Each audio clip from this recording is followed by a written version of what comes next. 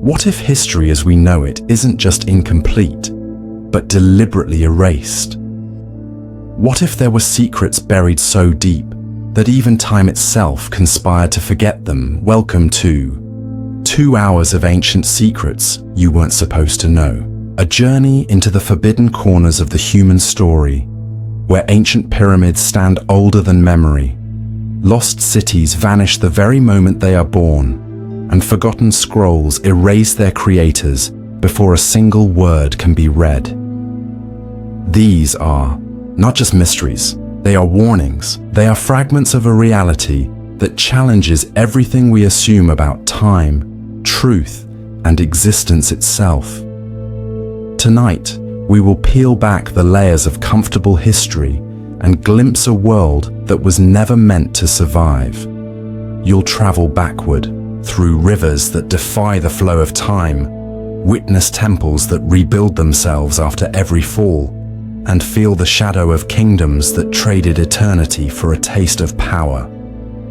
But be warned, once seen, these ancient secrets will refuse to leave you, because some truths are not meant to be understood. They are meant to haunt. Let the descent begin. There it stood, a colossal monument of stone, perfectly aligned with the stars, rooted deep in the desert sands. Older than any empire, older even than recorded history itself. A pyramid not built by known hands, but by something or someone. Before memory began, archaeologists could not explain it. Their tools and theories crumbled against its age. Carbon dating failed. The rock itself seemed to defy time, whispering of a creation so ancient that even the earth barely remembered it. How could something be built before civilization, before agriculture, before language? The paradox begins here. If memory, our collective memory of the world, starts with our oldest records, then anything older than those records should not exist. It should have been dust, long forgotten, swallowed by endless millennia. And yet, the pyramid stands. It defies every timeline, every origin story. It suggests that there was a time before time as we know it. A chapter erased so cleanly that not even myth survived. Legends that dare to speak of it tell strange, unsettling tales of beings not quite human, carving the stones with thoughts instead of hands, of knowledge so dangerous that it had to be hidden, locked behind walls of weight and geometry no simple tools could replicate, of a world where reality itself was different, thinner, looser, more easily shaped by will. Some say the pyramid was a memory trap, a way to hold on to a dying world by embedding its essence into matter so stubborn that even erosion could not consume it. Others whisper that it was a message, a monument left behind not to inspire, but to warn. We were here before you. We built before you knew how to dream. And we fell. If so, the pyramid is not simply a relic. It is a scar. A reminder that civilizations far older than ours rose and shattered, their memories collapsing under forces we cannot comprehend. But what forces? Time, war, or something far stranger? Something that bends the past into forgetfulness. Some radical theories suggest that memory itself is an unstable medium, that time doesn't just move forward, but continually rewrites itself, and that the pyramid is a rare survivor, a structure immune to the rewrites, standing stubbornly in a reality that keeps trying to erase it. This is why no records mention it. This is why its existence feels wrong, out of place, almost invisible, even when standing before it. It wasn't simply forgotten. It was meant to be forgotten. There is something deeply unsettling about that, because it implies that our world, the timeline we think is so solid, has been edited, tampered with. that there were memories so dangerous, so destabilizing, that reality itself conspired to bury them. And yet, imperfectly, because matter is stubborn. Stone remembers even when flesh forgets. The pyramid remains, a crack in the glass of our understanding, a heavy, silent impossibility. If you stood before it, if you laid your hand against its sun-warmed stone, you might feel it, not just the weight of rock, but the hum of something deeper, something ancient stirring beneath your skin, whispering truths your conscious mind cannot hear, but your bones somehow remember. A memory older than memory, a story older than language, a warning carried across the ruins of forgotten worlds. Everything you think you know had a beginning long before you were taught to ask questions, and maybe, just maybe, it will have an end just as easily erased. The pyramid built before memory stands as a challenge, not to our intelligence, not to our technology, but to our very sense of reality. It asks, what else have you forgotten? What other beginnings were buried before you were even born? And if history can vanish so completely, how real is the present you cling to? Because if one impossible structure can survive the collapse of forgotten worlds, how many others might still be waiting, buried beneath the sands, hiding beneath oceans, or hiding in plain sight, just outside the brittle borders of memory, waiting for you to remember, or for you to forget. Again, it was a masterpiece of ancient craftsmanship, a map so detailed, so carefully inked, that explorers centuries later would swear it was real. Coastlines curved with perfect precision. Mountains rose in delicate ridges across the parchment. Rivers braided the land with the certainty of living veins. But there was one problem. The lands it charted never existed. No amount of excavation, no expedition, no satellite imagery could find them. The continents and islands so lovingly depicted had no place in the world we know. They were fantasies, or worse, memories of something reality had already erased. This paradox is not about simple mistakes or mythical guesswork. It's about the eerie precision of something that should not have been. Because this map did not reflect imagination. It reflected certainty. Whoever created it wasn't dreaming. They were remembering. But remembering what? Was it a lost world swallowed by time? A civilization collapsed so completely that not even ruins remained? Or was it something more chilling? A glimpse into a world that branched off from our own, but was severed before it could survive. The map held features no ancient traveler could have invented, climates that matched no known era. Animals sketched in margins that resembled creatures glimpsed only in the fossil record. Cities marked with names that echoed faintly in ancient myths, but were never placed on any modern atlas. And, stranger still, some of the mapped features almost matched, but not quite, the lands we know today. Mountains where oceans now roll, deserts where green forests now thrive, fragments of reality bleeding into the impossible. It's as if the map recorded not our world as it was, but as it might have been, or perhaps once was, before time and history collapsed into a version we recognize. Some theorists whisper of alternative timelines, of ancient civilizations who charted not only space but possibility, of travelers who walked across multiple realities, capturing the shifting shapes of existence as easily as a sailor charts a coastline. Perhaps the map was not wrong. Perhaps we are simply living in the wrong reality to recognize its accuracy.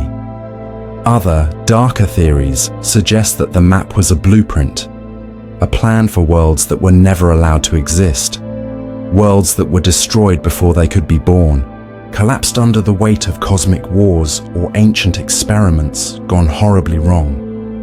In this view, the map is not a record, it is a mourning, a quiet, stubborn refusal to let the unborn be completely forgotten. Imagine holding such a map in your hands, feeling the weight of 1,000 lost possibilities pressing against your skin, knowing that every mountain, every river, every forgotten city represents a version of reality that could have been yours, but wasn't. And still, it calls to you, because part of you, deep in the dreamscapes of your mind, remembers. You have dreamed of shores you've never seen.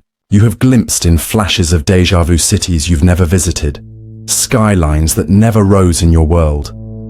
Perhaps the map is not an external artifact at all. Perhaps it is a mirror held up to the secret memories your soul carries. Memories of other lives, other worlds, other beginnings. The paradox forces us to question the most fundamental assumptions we hold. That the world we live in is the only one that could have been. That history is a single straight line. That existence is a fixed thing. What if it isn't? What if, scattered across the ruins of ancient texts and forbidden knowledge, there are more maps like this one? Maps that hint at a multiverse of forgotten Earths? What if the act of remembering these lost lands could, in some way, bring them back?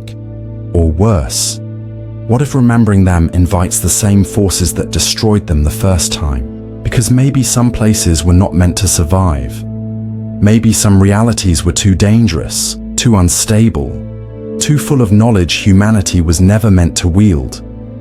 Maybe the map survives not as a guide, but as a warning. A delicate sketch of a dream that had to be killed to protect something even larger, and so it sits, buried in vaults, hidden in private collections, ignored by scholars too afraid to question what it reveals, waiting for someone foolish or brave enough to read it, not as fantasy, but as memory, waiting for someone who will dare to wonder, what happens when you find the way to a land that was never meant to exist?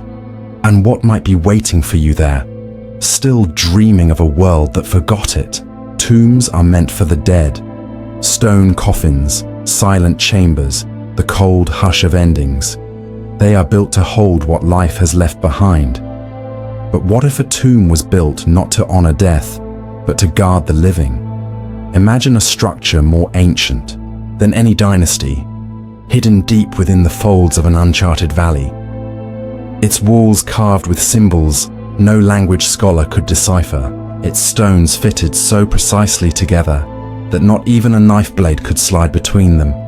At the center of the tomb, there was no body, no relics, no offerings to gods. Instead, there was a living man, not alive in the way you are alive, breathing, aging, moving. He lay motionless, suspended in a state that was neither death nor life, his skin unwrinkled, his body untouched by time, his chest neither rising nor falling. Yet somehow, he was alive. The paradox begins here. Why entomb the living? Who would build a sarcophagus not for decay, but for preservation? What threat was so terrible that the only solution was to bury a man alive in an unbreakable shell of stone? Legends surrounding the tomb speak of a king, not a ruler of lands, but a ruler of something far stranger. A custodian of knowledge so dangerous that to let it live freely among men would destroy the world. He had seen the beginning of civilizations, and, it was whispered, their ends. He carried within him the memories of cataclysms, betrayals, forbidden sciences, truths that could fracture reality itself. The tomb was not his prison. It was the world's shield. built by an ancient order who believed that the greatest mercy was to entomb knowledge before it could ever be unleashed. The man inside was not a criminal, he was a sacrifice. Some theories suggest that he volunteered, that knowing the danger he carried, he allowed himself to be sealed away, trusting that time and silence would be better guardians than human ambition. Others claim he was tricked, that those who feared his power, unable to destroy him, chose instead to bind him in a living grave. Whatever the truth, the effect was the same. A tomb guarding a man who would never die. A secret kept by ensuring that its keeper could never speak, and yet, even stone is not eternal. Cracks form. Foundations shift. The desert winds wear down what was once invulnerable. What happens when the tomb finally fails? What happens when the living man awakens? Would he step into a world he no longer recognizes? A world too fragile for the knowledge he carries? Would he remember who he was? Or would he become something even stranger? A relic of a forgotten war? A weapon without a master? The paradox challenges everything we assume about death and life, about memory and time. Because if the greatest threat to the world was never a war, never a disease, never a weapon, but a single human mind, then what does that say about the nature of knowledge itself? It asks us to confront a chilling idea, that some truths are not meant to be learned, that some wisdom is a poison, not a cure, and that sometimes the kindest act is not to remember, but to forget. In the deepest corridors of thought, another question stirs. Is he the only one? How many tombs lie hidden beneath oceans, inside, hollowed out mountains, under crumbling ruins, not graves for the dead, but vaults for the living? How many watchers, how many keepers, how many living secrets has humanity buried simply to survive? And if the tombs ever open, if the guardians ever awaken, will they see us as their heirs or their enemies? There is a cruel irony to it all. We build monuments to honor our dead, hoping to preserve their memory. But here, in this forgotten valley, the greatest monument was built not to preserve memory, but to bury it so deeply that it could never emerge again. The tomb stands silent. Its stones whisper stories only the wind can hear. Inside, the living man dreams a dream he cannot wake from, waiting, guarding, remembering, and maybe, just maybe, preparing. In the dusty archives of a forgotten temple, a scroll was discovered. Fragile, brittle, older than any document that should have survived the ravages of time. Its ink shimmered strangely, as if refusing to dry, its letters twisting subtly when no one watched. It told a story so profound, so illuminating, that even scholars trembled at its wisdom. But there was a deeper mystery. No one could find any trace of the author, no signature, no legend, no mention in any oral histories, no record in any stone or song. It was as if the hand that wrote it had never existed. The paradox lies here. The scroll was clearly written, carefully, masterfully, yet it left no fingerprints behind, no lineage, no memory, no soul tied to its creation. It was as if the act of writing had consumed the writer entirely, leaving behind only the work. Some say the scroll itself demanded this sacrifice, that the knowledge it carried was too pure, too dangerous to be attached to any single identity, that the writer had to vanish for the words to survive. Others whisper that the scroll was cursed, that anyone who attempted to inscribe such truths would pay the ultimate price. Erasure from existence, not death, not obscurity, something deeper, a vanishing so complete that even memory could not hold on to them. The scroll would remain, the message would endure, but the messenger would be obliterated. This raises a terrifying possibility. If the author was erased so thoroughly, could the ideas themselves also be a form of contagion? Could the knowledge within the scroll slowly erode the existence of anyone who dared to truly understand it? Some claim that readers of the scroll experience strange phenomena, dreams of being chased by shadows with no faces, memories of events they never lived, a growing sense that parts of themselves, tiny, essential parts, are slipping away without notice. It's as if the scroll does not merely teach, it consumes. Each reader becomes a little less real, a little less tethered to the world, until, eventually, they too are forgotten. And still, the scroll survives, always hungry for new readers, always offering forbidden wisdom at a cost too high to recognize until it is far too late.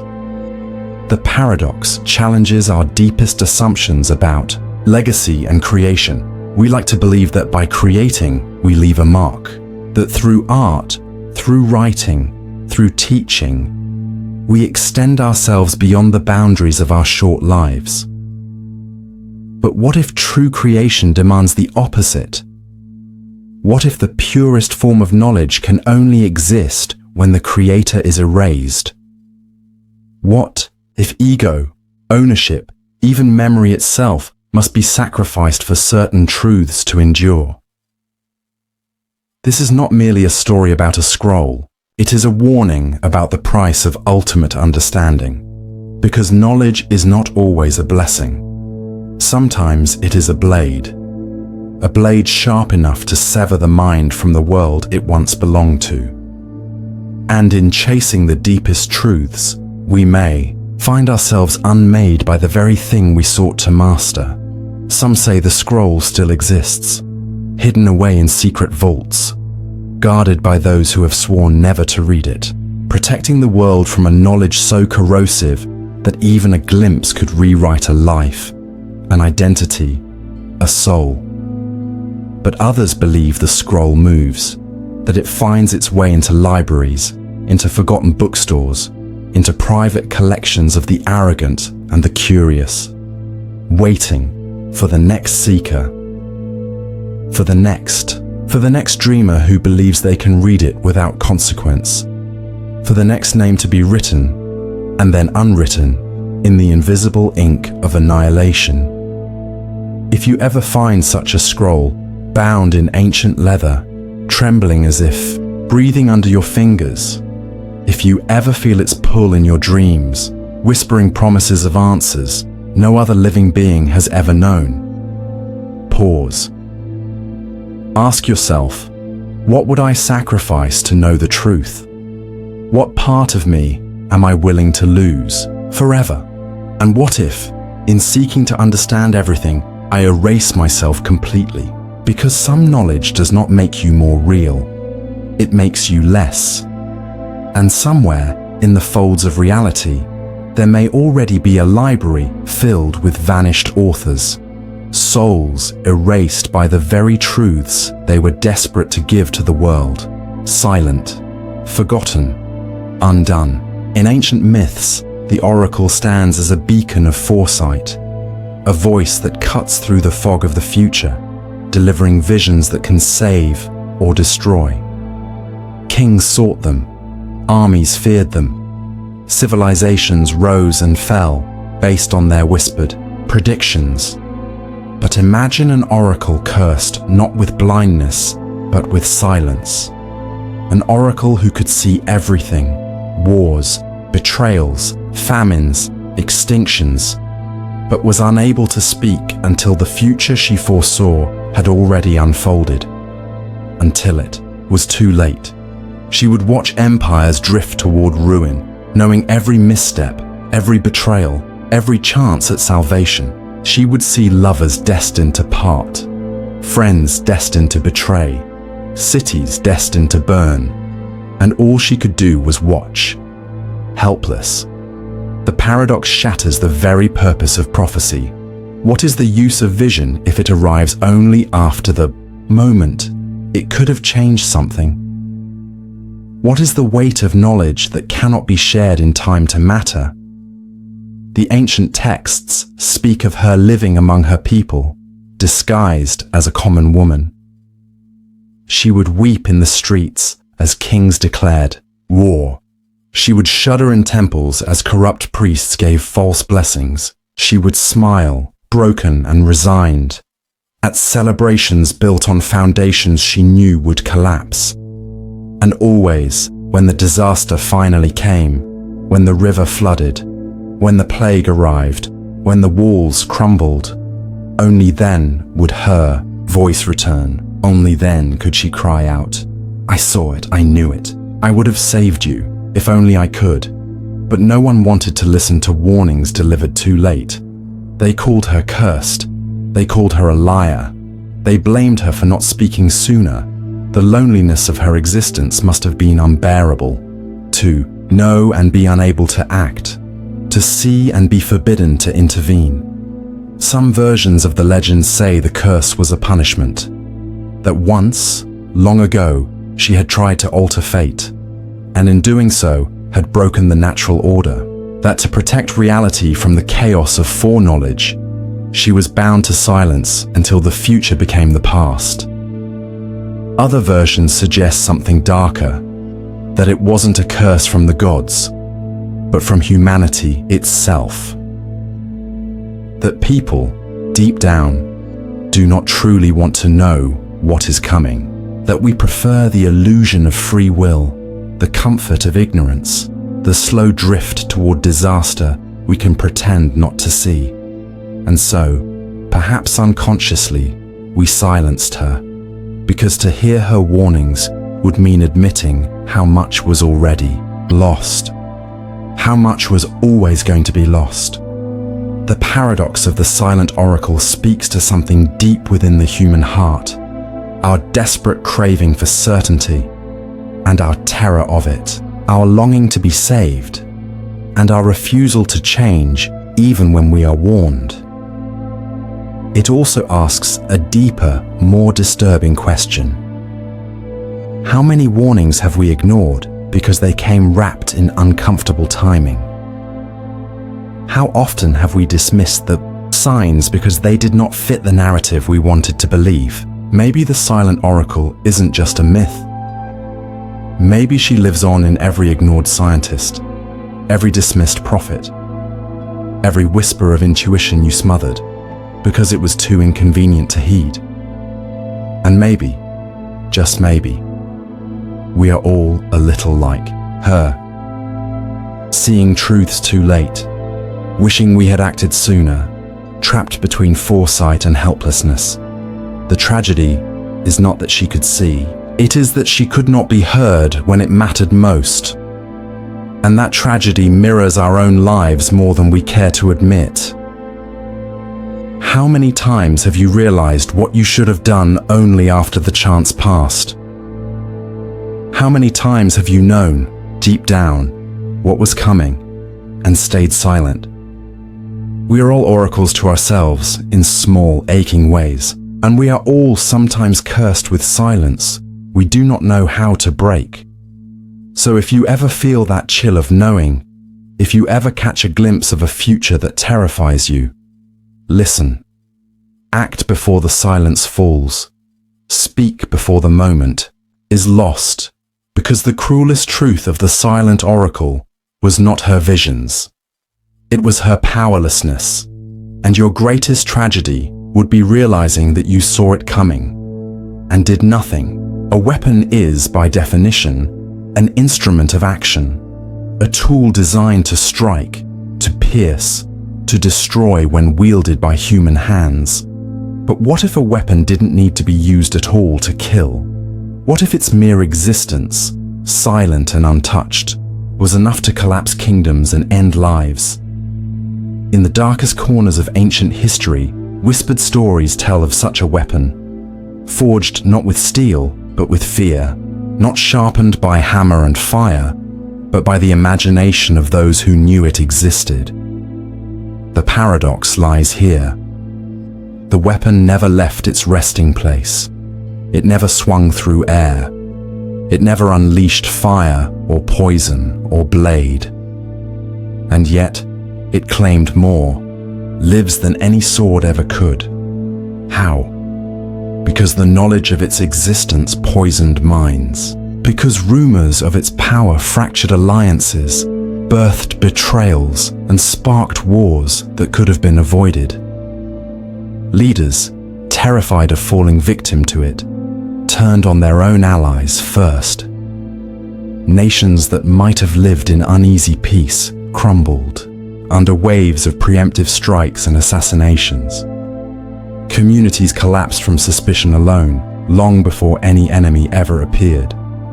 The weapon sat in darkness, inert, but the idea of it, the belief that it could be unleashed at any moment, was more deadly than any army. Some records suggest it wasn't even finished, that it was a prototype, a myth, an object still incomplete when the rumors began to spread, but that didn't matter. The human mind filled in the blanks with terror more vivid than any fact. Fear completed the weapon. Fear gave it the blood it demanded. The ancient philosophers who studied this phenomenon understood a cruel truth. Sometimes, the idea of destruction is more powerful than destruction itself.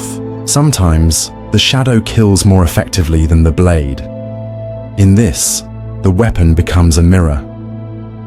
It reflects not the strength of the one who forged it, but the weakness of those who fear it.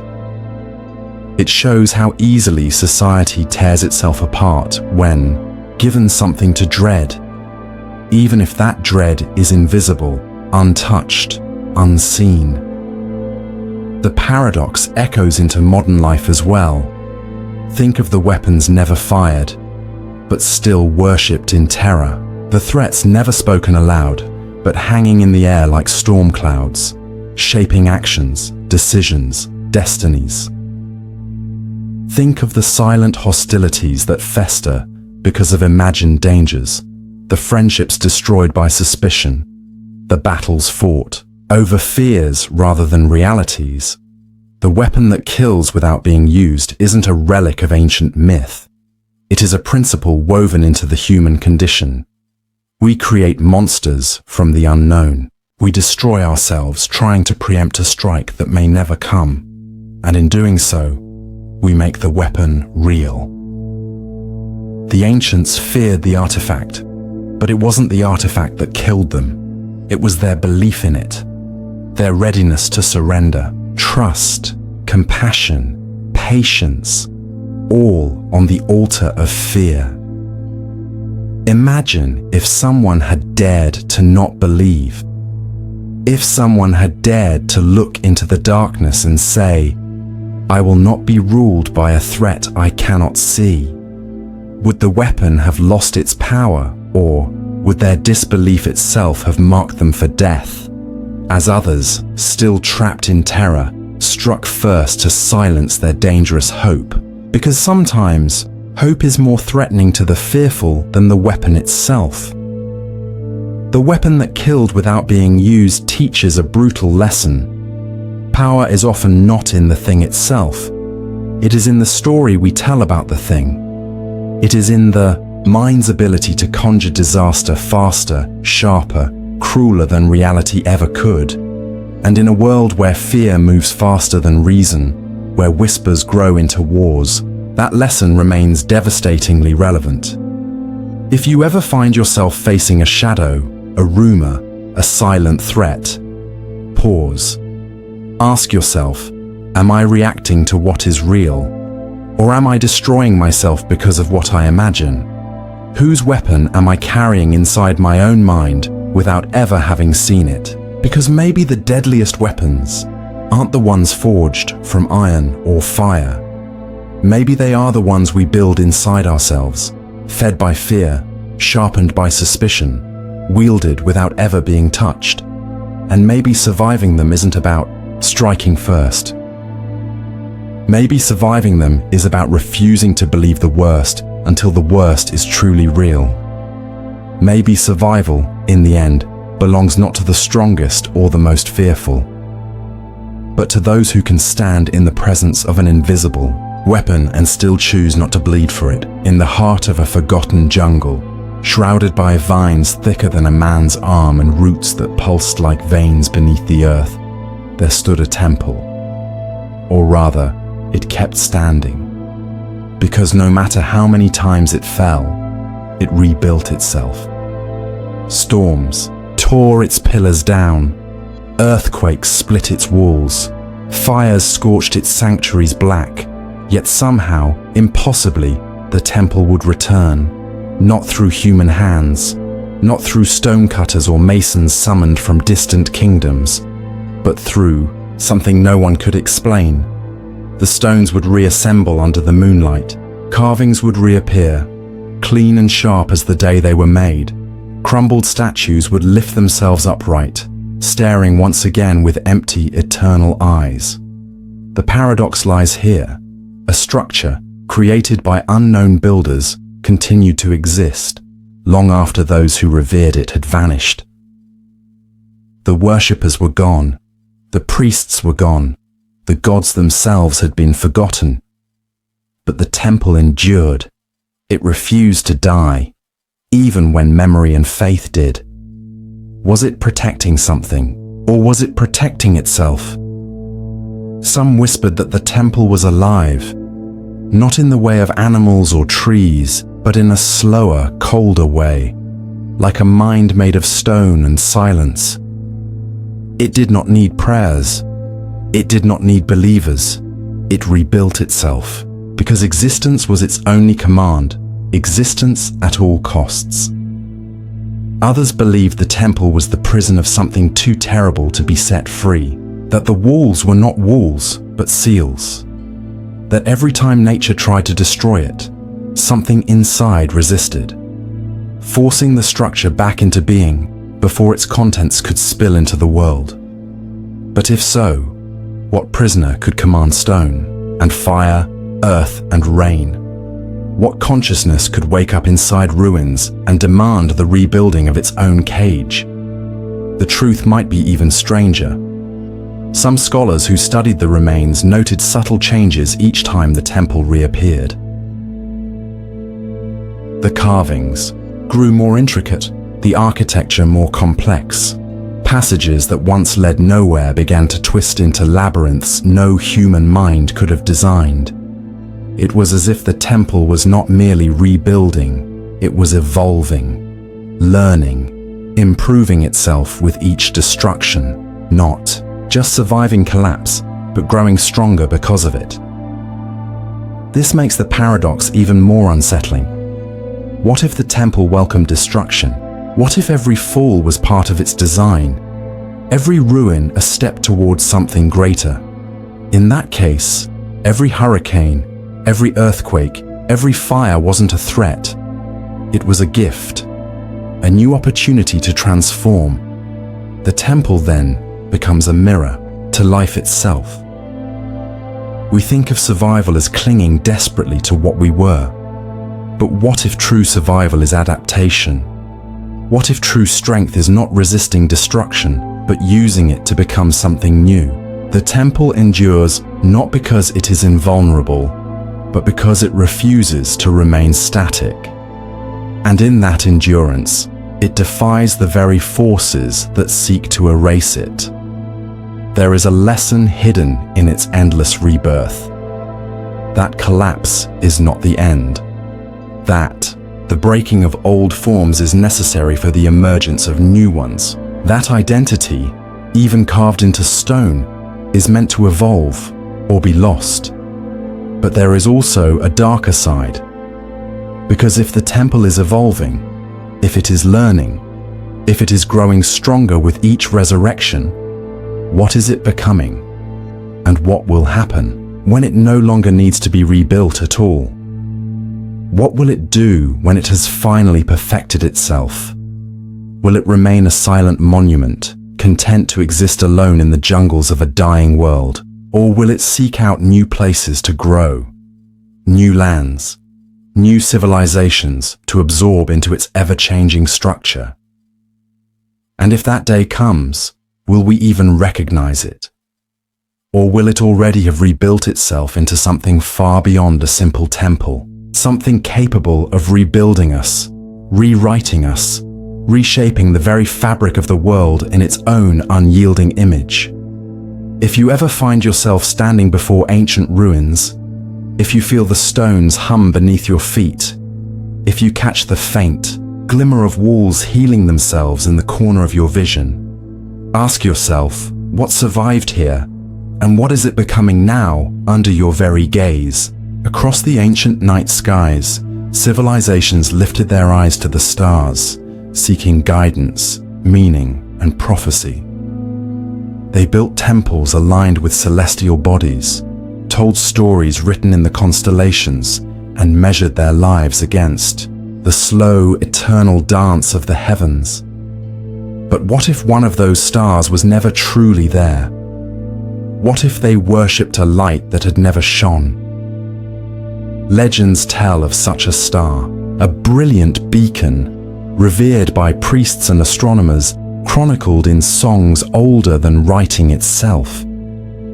It was said to preside over seasons, to predict floods, to signal the births and deaths of kings.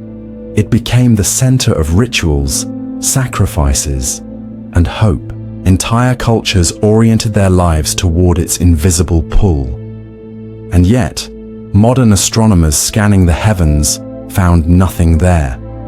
No burned-out remnant, no hidden sun, no collapsed black hole where the star once blazed. Just emptiness. It was as if the star had never existed at all. The paradox lies here. How could something that never emitted light guide entire civilizations? How could a non-existent point in the sky shape human destiny for centuries?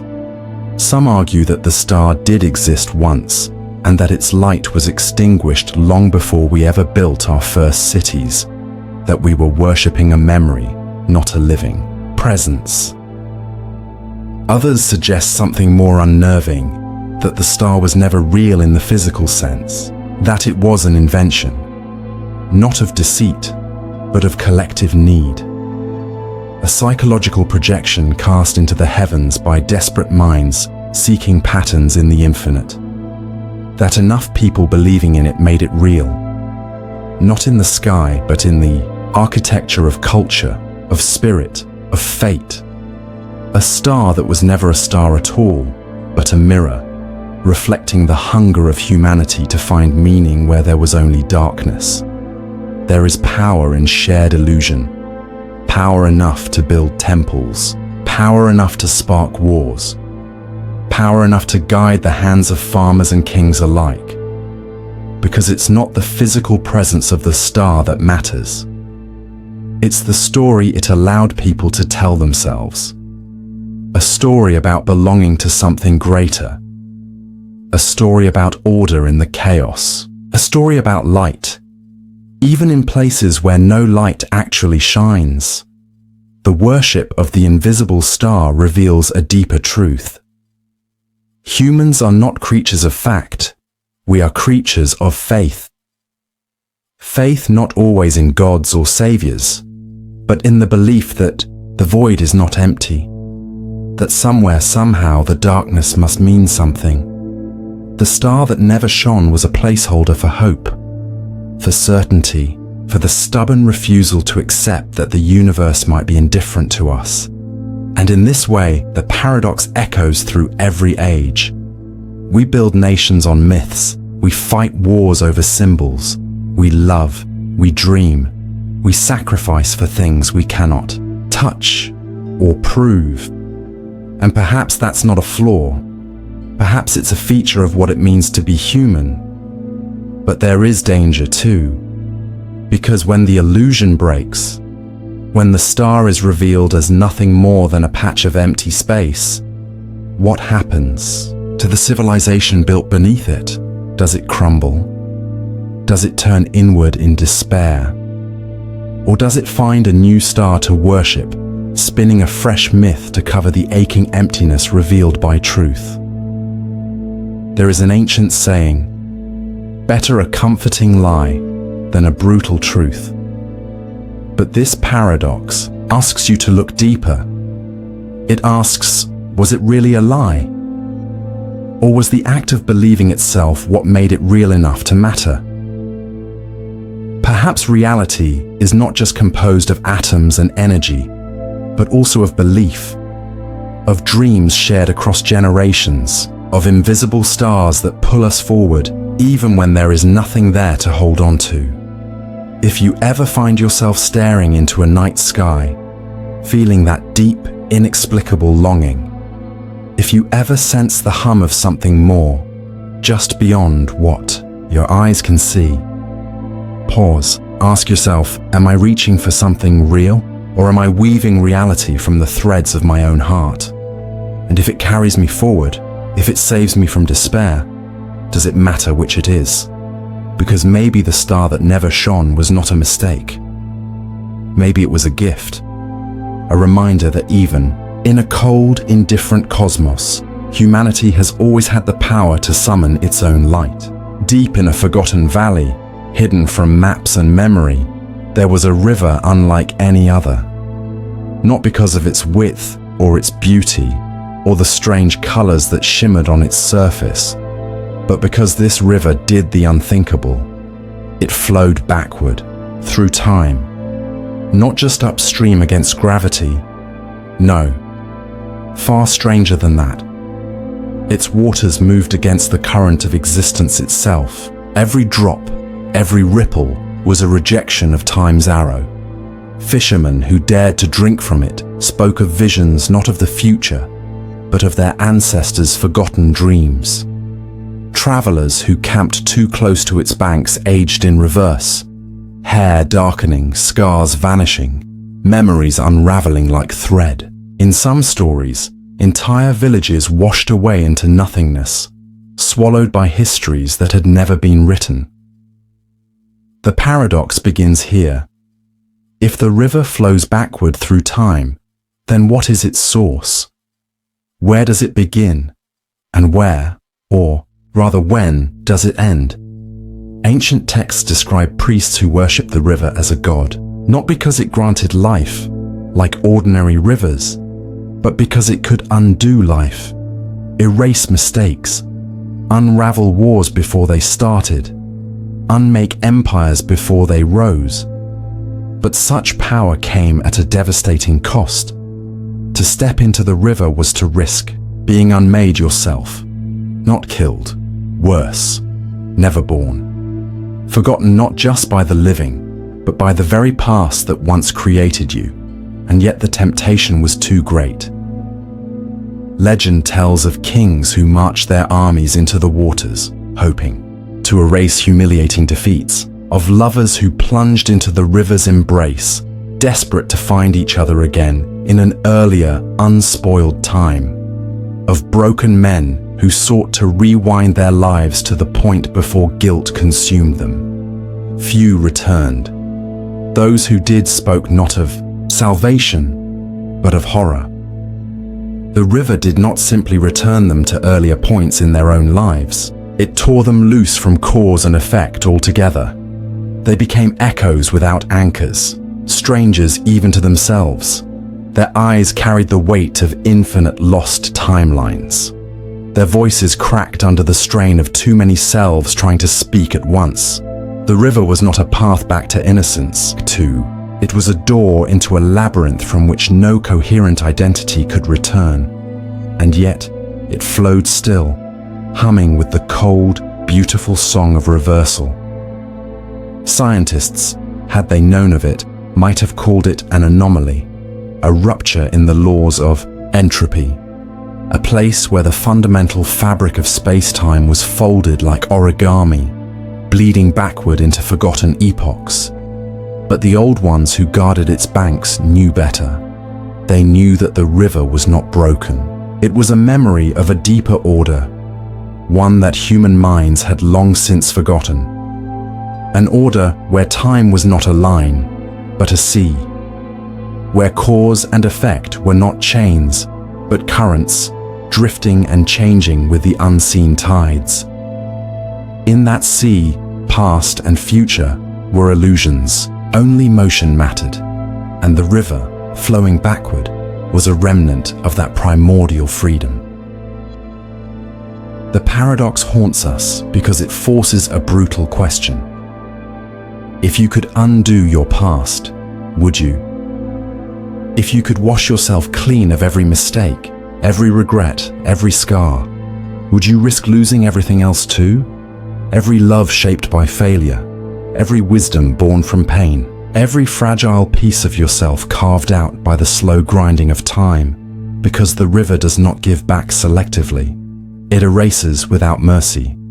It does not care which parts of you wish to keep. It does not recognize the difference between tragedy and triumph. It simply carries you backward, peeling away your life moment by moment, until you are a stranger to everything you once were. And maybe, in some forgotten corner of your soul, you already know this. Maybe that's why you don't need a river to feel the pull of the past. Maybe that's why sometimes your mind drifts backward, searching old memories, replaying old wounds, yearning for a door that cannot be opened. But beware, the past is not a place to visit lightly, and even the strongest swimmer can drown in a current flowing the wrong way. If you ever find yourself at the banks of such a river, literal or metaphorical, if you feel the tug of regret whispering, come back, start over, erase the pain, pause. Ask yourself, what part of me am I willing to lose forever to escape this moment? And what if the very things I wish to undo are the ones that shaped my soul into something capable of surviving at all? Because some rivers are not meant to be crossed. Some rivers are meant to be honored from the shore, their terrible beauty a reminder. Time moves forward, not because it must, but because moving backward is a far greater curse. There once was a city built with the hopes of an entire civilization, a city that was meant to outlast time itself, with golden streets, towering spires, and walls so thick that not even centuries of erosion could bring them down. It was founded with ceremony, with songs sung in a language lost to history, with promises whispered by kings and priests alike. This city would be the eternal heart of a new era. It would survive the tides of war, the slow decay of time, the fall of empires. But the paradox is this: the day it was founded, it vanished. Not a gradual fading, not a slow ruin, a disappearance so complete, so immediate, that even those who had just built it could not find their way back.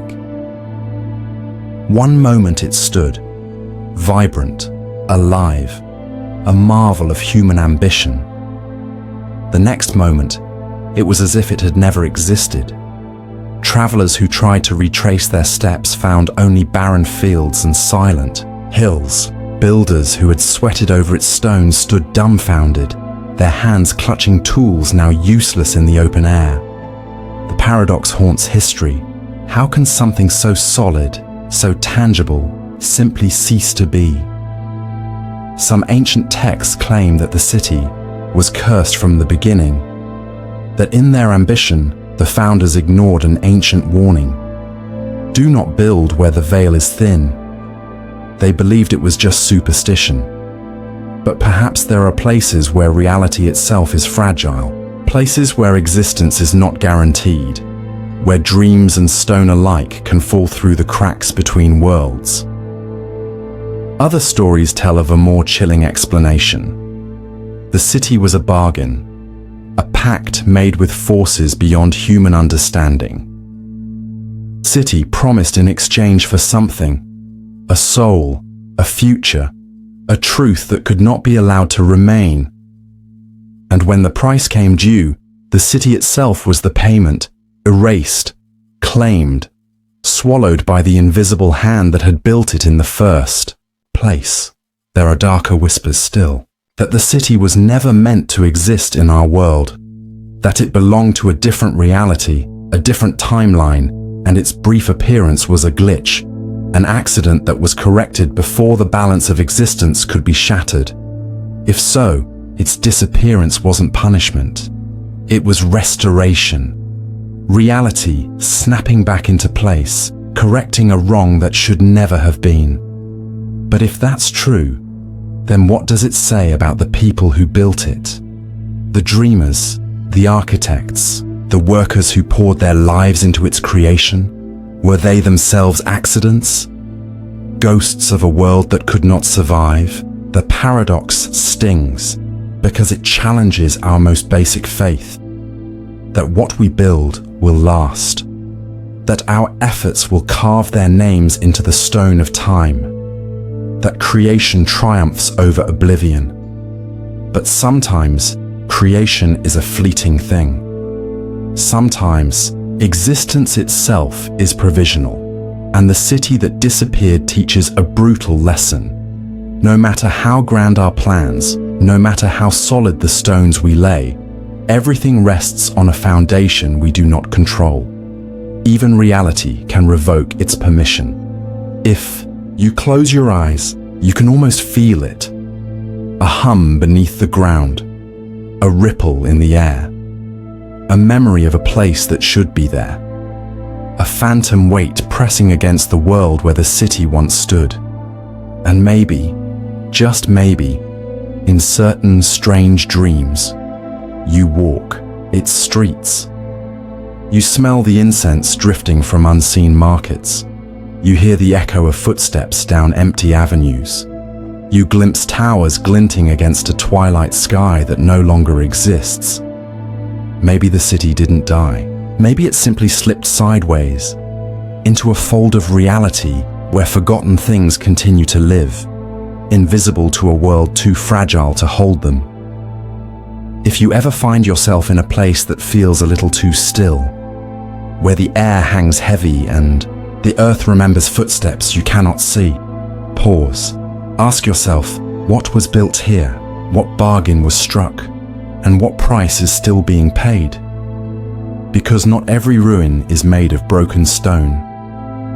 Some ruins exist only in the memory of the world itself.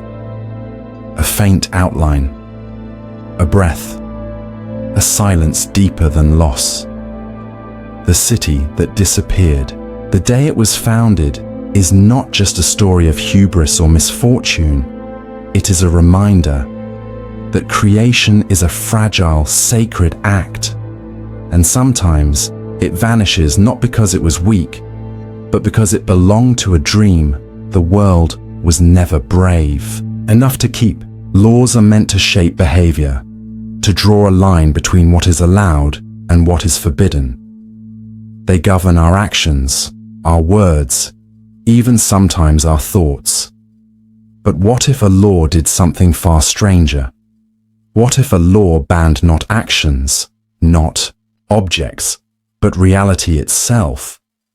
In a crumbling archive of a forgotten empire, scholars unearthed fragments of a legal decree so ancient and so bewildering that many dismissed it as metaphor.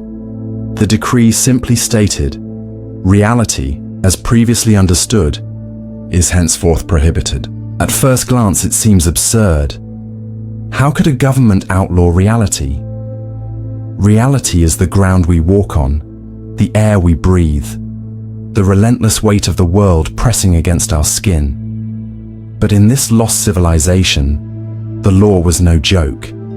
It was enforced, and in its wake, reality itself began to bend. The sky shifted colors without warning. Mountains changed places overnight. Time moved in erratic pulses, rushing forward one day, creeping backward the next. People woke to find their houses built of materials that had not existed the day before. Memories of the dead faded into myths, while myths solidified into hard, indisputable facts. The paradox lies here. By declaring reality illegal, they severed themselves from the consistency that makes existence possible. And yet, life went on. How? Because the human mind, confronted with chaos too vast to comprehend, adapts. People learn to navigate shifting landscapes, changing laws of physics, unreliable histories. They treated existence the way a sailor treats a storm. Not something to conquer, but something to survive. But the cost was staggering. Language fractured. Families dissolved as memories diverged. Entire philosophies collapsed under the weight of uncertainty. In banning reality, they had also banned certainty, identity, continuity, the scaffolding upon which meaning depends. Why would anyone do this? Some theorists suggest it was an act of desperation. Perhaps their old world had collapsed under the weight of too much rigidity. Perhaps the truth became so unbearable. Wars without end, injustice carved into stone, that they chose chaos over cruelty. Others suggest it was a deliberate experiment, a philosophical gamble. Could humanity evolve beyond the need for a fixed reality? Could consciousness thrive without the crutches of time, space, cause and effect? If so, the results were ambiguous at best. Some citizens transcended. They learned to exist moment by moment, identity flowing like water, memory no longer a chain, but a song. They became beings of pure adaptability, shimmering with the strange beauty of creatures unmoored from history. But most could not bear it. Many went mad. Others simply vanished, not through death, but through erasure, forgotten by a world that no longer needed consistent memory to function. The law that banned reality offers a terrifying mirror to our own world, because in smaller, subtler ways, we too are constantly renegotiating reality. We rewrite histories to suit new narratives. We reshape truths to fit new powers. We build virtual worlds where identities can be swapped, invented, erased at will. We live in an age where the boundary between real and unreal is thinner than ever before. And the question lingers: what happens when we can no longer agree on what reality is? When every mind drifts into its own private universe, curated by algorithms, fractured by ideologies, severed from shared ground. The ancient civilization that banned reality may not be as far from us as it seems. They were simply the first to make explicit what we do implicitly every day. To live without a common reality is to live without a common future. It is to become a collection of islands, each adrift, each forgetting the others exist. And yet, the paradox cuts deeper still, because reality itself has always been, in part, a collective agreement. A story we tell each other to give shape to the formless chaos of the universe. Atoms do not recognize your laws. Time does not care about your calendars. The universe would swirl on in its violent indifference, whether or not we chose to believe in its patterns. Reality is, and has always been, partly an act of collective will. And when that will fractures, so does the world. If you ever feel the ground shifting under your feet, if you ever feel that creeping sense that the world you thought was solid is dissolving into mist, pause. Ask yourself, what reality am I choosing to believe today? Whose story am I allowing to shape the ground beneath me? And what happens if we can no longer agree on what is real? Because maybe reality isn't something that simply is. Maybe reality is something that must be fiercely, tenderly, endlessly defended. Not against monsters, not against armies, but against the slow forgetting of what it means to be together in a world that does not owe us coherence. There once stood a tower so tall that it seemed to scratch the sky itself. Built by an empire desperate to leave its mark on the world, it was designed not just as a symbol of power, but as a declaration.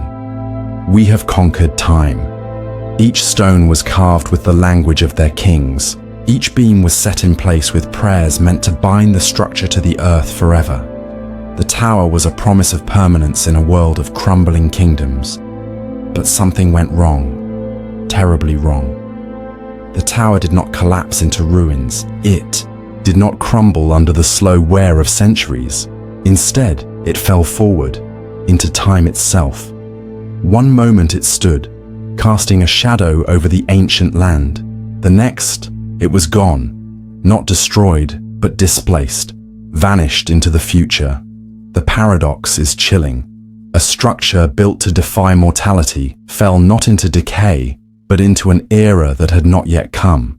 Witnesses at the time described a strange distortion around the tower, a trembling in the air, a low, humming sound that seemed to come from beneath the ground and above the clouds all at once.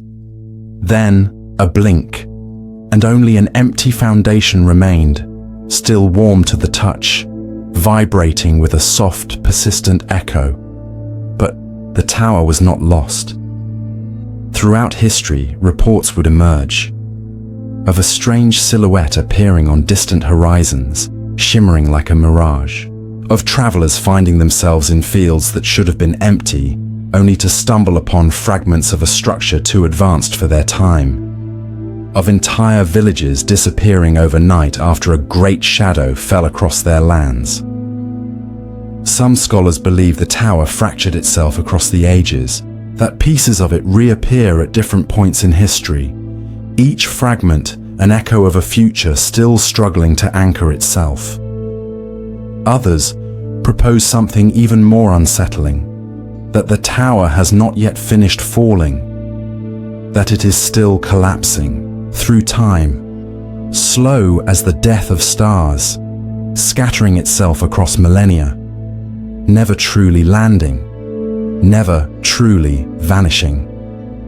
And with every appearance, it changes the fabric of the world around it. Plants wilt, rivers change course, animals behave as if trapped between instincts, forgetting how to migrate, how to survive, as if the very presence of the tower, displaced from its rightful time, poisons the flow of reality wherever it appears. What did the builders do to create such a thing? Some say they tampered with forces they didn't understand. That the tower's foundation was not just stone and mortar, but woven into the threads of time itself, a desperate attempt to secure not just physical dominance, but eternal memory. If so, the irony is cruel, because in seeking to be remembered forever, they ensured they would be forgotten in the very moment of their greatest achievement. No songs remain of the empire that built the tower. No maps show its original location. Only the ghost of their ambition drifts across centuries, an unfinished monument collapsing across ages. And the deeper truth cuts even closer to home. We, too, build towers. Not of stone, perhaps, but of ambition, of technology, of dreams stacked higher and higher, reaching into futures we barely understand. And we, too, risk watching them collapse not backward into ruin, but forward into unintended consequences we cannot foresee. The tower that collapsed into the future is not just a story of hubris. It is a warning about the limits of vision, that to reach too far without understanding the fabric you stretch across can tear the very world you hope to master. If you ever feel the pull to build something grand, a life, a legacy, a mark upon the earth, pause. Ask yourself, am I building something meant to endure? Or am I pulling myself away from the present into a future I cannot predict and cannot control? Because maybe the true danger is not in failing. Maybe it is in succeeding beyond what you can bear and being torn from your own time by the very dream you thought would save you. Somewhere the tower still falls. Somewhere its stones drift through time like forgotten stars, reminding us that not every monument is meant to stay standing, and not every ambition knows the price it demands. Among the ruins of ancient kingdoms, genealogies were treasured like gold. Royal lineages were carved into stone, painted onto sacred scrolls, preserved in songs and legend. Bloodlines defined power, legitimacy, destiny itself. But there was one, bloodline, whispered about, feared, half-remembered, that defied every rule of time and heritage. A bloodline that had no beginning, no first ancestor, no founder, no story of origin. It simply was. The paradox puzzled every historian who dared to investigate. Most dynasties can be traced to a founder, a warrior king, a goddess-born queen, a mythical hero, someone who began the story. But this bloodline seemed to fold back on itself endlessly. Records showed sons whose fathers were never born, mothers whose ancestors could not be found. Priests who kept the ancient chronicles reported strange gaps, places where the names blurred, the dates reversed, the tree of lineage circled back to itself like a serpent devouring its own tail. And when they tried to dig deeper, they found nothing but mist. There was no point of origin, no starting place in history where you could say, here is where it all began. Some whispered that the bloodline was not human at all, that it was older than civilization, older than memory, that it had been inserted into the human story like a thread sewn into a tapestry by hands not our own. Others believed the bloodline was the result of a curse or a blessing that bent the laws of time itself. Imagine a family line that loops infinitely, children who are ancestors to their own parents, lovers who unknowingly birthed the kings who would rule them centuries before their own births, an endless, recursive chain where cause and effect collapse into one another. If such a lineage truly exists, then what does it say about the nature of time? That it is not a river, but a circle. That ancestry is not a straight line into the past, but a web spiraling inward, endlessly feeding itself.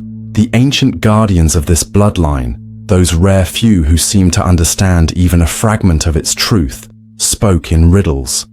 They said, "We are the memory that remembers itself. We are the first dream that dreamt the dreamer. We are the seed that planted the tree that grew the seed." And they warned outsiders to leave well enough alone, because unraveling the mystery of a bloodline without a beginning is not like solving a riddle. It is more like pulling a thread that unravels the fabric of reality itself.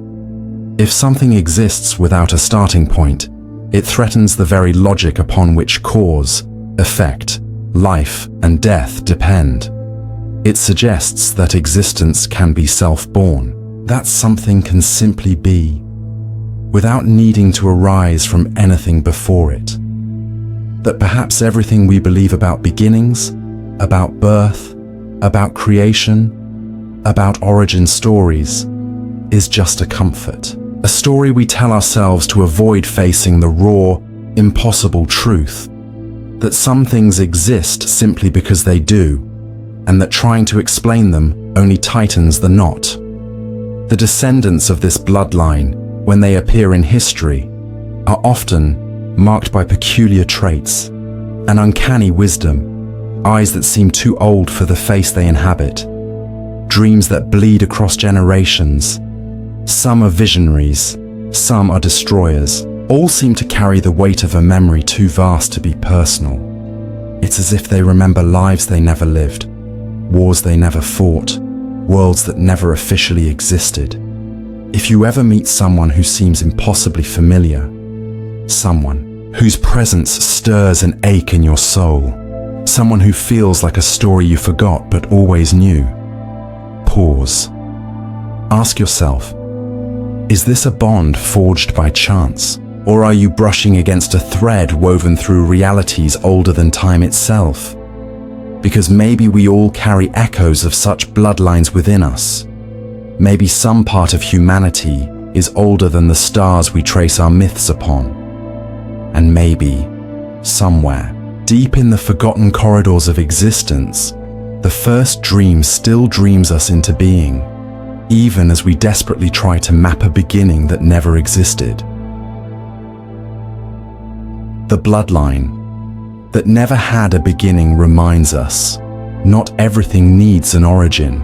Not every question needs an answer.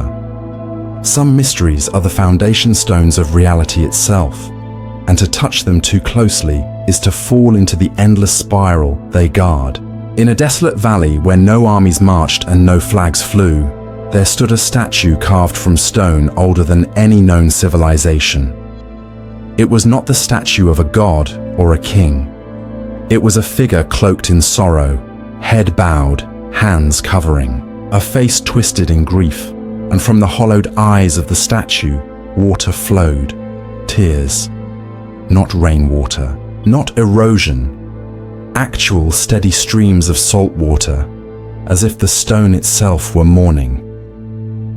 But mourning what? No records spoke of a war fought in that valley. No ruins littered the ground, no shattered armor, no buried dead. Nothing to suggest that anything had ever happened there at all. The paradox is brutal. How can a statue grieve for a war that history never recorded? Some say the war was so ancient, so catastrophic, that time itself conspired to erase it. That the wounds it left were too deep, too terrifying for memory to hold. So the earth swallowed the graves. The rivers rerouted themselves to wash away the blood. The survivors buried the truth so completely that even myth forgot. But the statue remembered. Even when the names were lost, even when the victors and the vanquished blurred into dust, the grief remained, carved into the stone, etched into the very bones of the land. Other, stranger theories claim that the war the statue mourns never happened, not in this timeline, that it is crying for a war that was narrowly avoided here, but not elsewhere.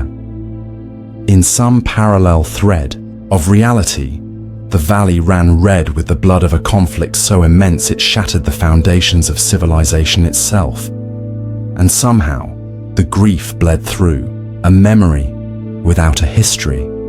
A sorrow without a cause. The statue weeps not because of what was lost here, but because of what could have been. A memory of suffering from a world we never had to endure, and yet whose shadow still touches ours.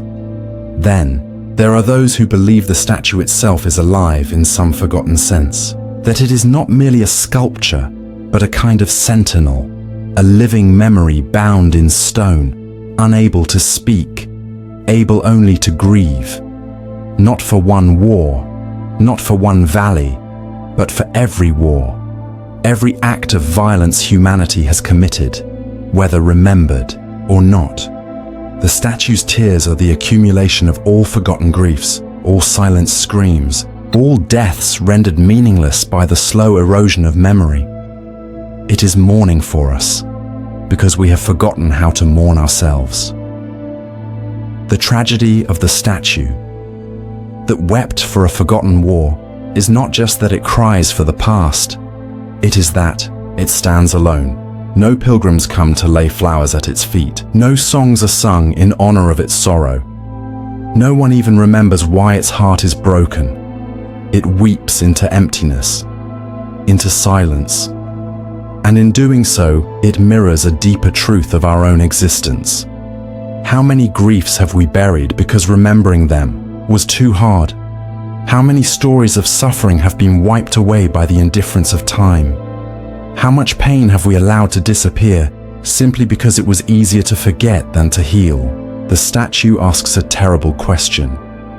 Is forgetting a mercy or a second death?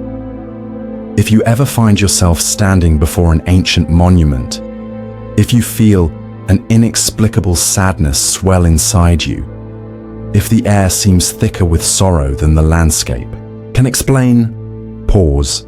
Ask yourself, what am I standing on? Whose grief am I breathing in? What wars, what loves, what losses am I inheriting without even knowing their names? Because forgetting does not erase pain.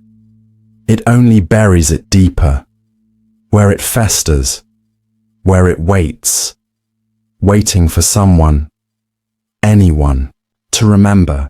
Maybe that's why the statue still weeps, not just for what was lost, but for the world's refusal to carry the weight of memory. Maybe its tears are a quiet plea. Do not let me mourn alone. Do not let all the forgotten sorrows vanish without a witness. Do not let the price of survival be the death of remembrance. Because in the end, grief unremembered is grief unhealed. And somewhere, beneath the quiet soil of every forgotten battlefield, the stones themselves still weep. Keys are made for locks. Locks are made for doors. It is a simple logic we take for granted, that every key was crafted with a specific purpose, a specific opening in mind. But what happens when you find a key with no door? Worse, what happens when the key opens something that was never supposed to exist? Legends tell of such an artifact. An ancient key, cold to the touch, impossibly intricate, humming faintly when held under certain stars. It was found buried deep beneath layers of civilization, beneath temples and ruins that had long forgotten their own builders. No inscription named its maker. No carvings hinted at its purpose. At first, it was dismissed as ceremonial, a relic without function. But those who touched it too long spoke of visions, walls splitting open where no walls stood, paths revealing themselves in plain stone, whispers curling from invisible cracks. The paradox is haunting. The key worked. It opened something. But there was no door, no hinge, no threshold, no frame, only a sudden sickening sense that something, unseen, had been unlocked. Witnesses described feeling pulled forward, not by physical force, but by the unraveling of possibility itself, as if the key had found not a door of wood or stone, but a doorway in reality, a fracture, a place where the fabric of existence thinned just enough to allow passage to somewhere else. But passage to where? Some who vanished after touching the key were never seen again. Others returned hours, days, even years later, aged beyond recognition or trembling with unspeakable madness. They spoke in broken, half-remembered fragments of landscapes that shifted, like breathing lungs, of cities where time moved backward, of beings made of memory and regret. The key had opened a door, not one made by human hands, but one that had existed quietly between moments, between atoms, waiting for the wrong touch to pry it open, and once opened, it could not be easily closed. This key challenges everything we understand about reality. It suggests that access is not always about what is built, but about what is hidden. That there are layers to existence folded so tightly against ours that they remain invisible until the right pressure, the right twist, the right symbol breaks them free. And the danger is not just to the one who holds the key, it is to the world itself. Because every doorway, once opened, invites something to pass through. And if the key opens a door never meant to exist, what exactly is waiting on the other side? It raises a brutal question. Did the key create the doorway, or did the doorway create the key? Maybe the artifact is not a tool but a consequence, a symptom of a deeper wound in reality, a weakness that had to manifest itself physically. to find a form through which it could call, beckon, lure. The ones who returned from the other side sometimes carried pieces of it back with them. Unexplainable objects, dreams that bled into waking life, shadows that moved without a source. It was not just a passage for travelers, it was a passage for contagion. Somewhere out there, or in here, there may be places still stained by the opening of that impossible door, and still the key exists. It is said to move from hand to hand across centuries. It disappears into dusty collections, is smuggled through wars, finds its way into the pockets of the curious, the greedy, the desperate, always waiting for someone foolish enough to use it again. If you ever find yourself holding a key with no lock, if you feel a tremble in your hand, a distant rumbling as if the world itself is holding its breath, pause. Ask yourself, what am I about to unlock? What part of reality am I about to invite something into? And am I sure I want to know what lies beyond a door that should never have been built? Because maybe not every key is meant to open a treasure. Maybe some keys exist only to remind us that not every boundary should be crossed, that not every secret wants to be known, and that some doors, the most dangerous ones, do not swing open with a crash. They open with a whisper, a flicker, a shiver just beyond the edge of sight, and once opened, no map, no prayer, no wall will ever fully close them again. In the Chronicles of Forgotten Realms, there is mention of a kingdom whose rise defied explanation. Its walls gleamed with a brilliance no quarry could account for. Its armies moved with a precision no general could rival. Its wealth seemed endless, its rulers untouched by famine, plague, or rebellion. Other nations crumbled like sand before it. Generations passed, yet the kingdom only grew stronger, richer, more invincible, and yet not one historian could explain where it had come from. One day it simply appeared, fully formed, impossibly advanced, claiming a history no one remembered, and victories no one had witnessed. The paradox grows darker when you uncover the whispered truth. The kingdom had made a bargain. It traded its future, its time, for absolute power. Not years, not decades, time itself. It burned its own unfolding into ash. In exchange, it was granted a condensed, explosive flowering of greatness. All the prosperity, knowledge, and dominance it would have taken centuries to build, delivered at once. The cost? It had no future. Time within its borders grew thin. Seasons stopped changing. Children stopped aging. The sun itself hung unnaturally in the sky, refusing to set or rise. At first, it seemed like paradise, endless harvests, permanent strength. But soon, strange fractures appeared. Memory decayed. Faces blurred. Events repeated themselves with slight, terrifying differences, as if history itself were glitching inside a broken loop. The kingdom became a hollow performance, a magnificent stage where the actors had forgotten their lines, their motives, even their names. Some tried to leave, but the moment they crossed the border, they would wither like dead leaves, because outside, time surged forward to correct what had been stolen. A day in exile was a lifetime of loss. The kingdom was trapped, its glory perfect, eternal, and utterly doomed. Without the passage of time, there could be no growth, no healing, no true memory. It existed, bright and magnificent, but dead in every way that mattered. It was said that the kings and queens, once wise and fierce, began to resemble statues, living relics of a moment that would never move again. And so the kingdom rotted, not visibly, but spiritually. It became a beautiful corpse, untouched by decay, yet carrying the stench of meaninglessness.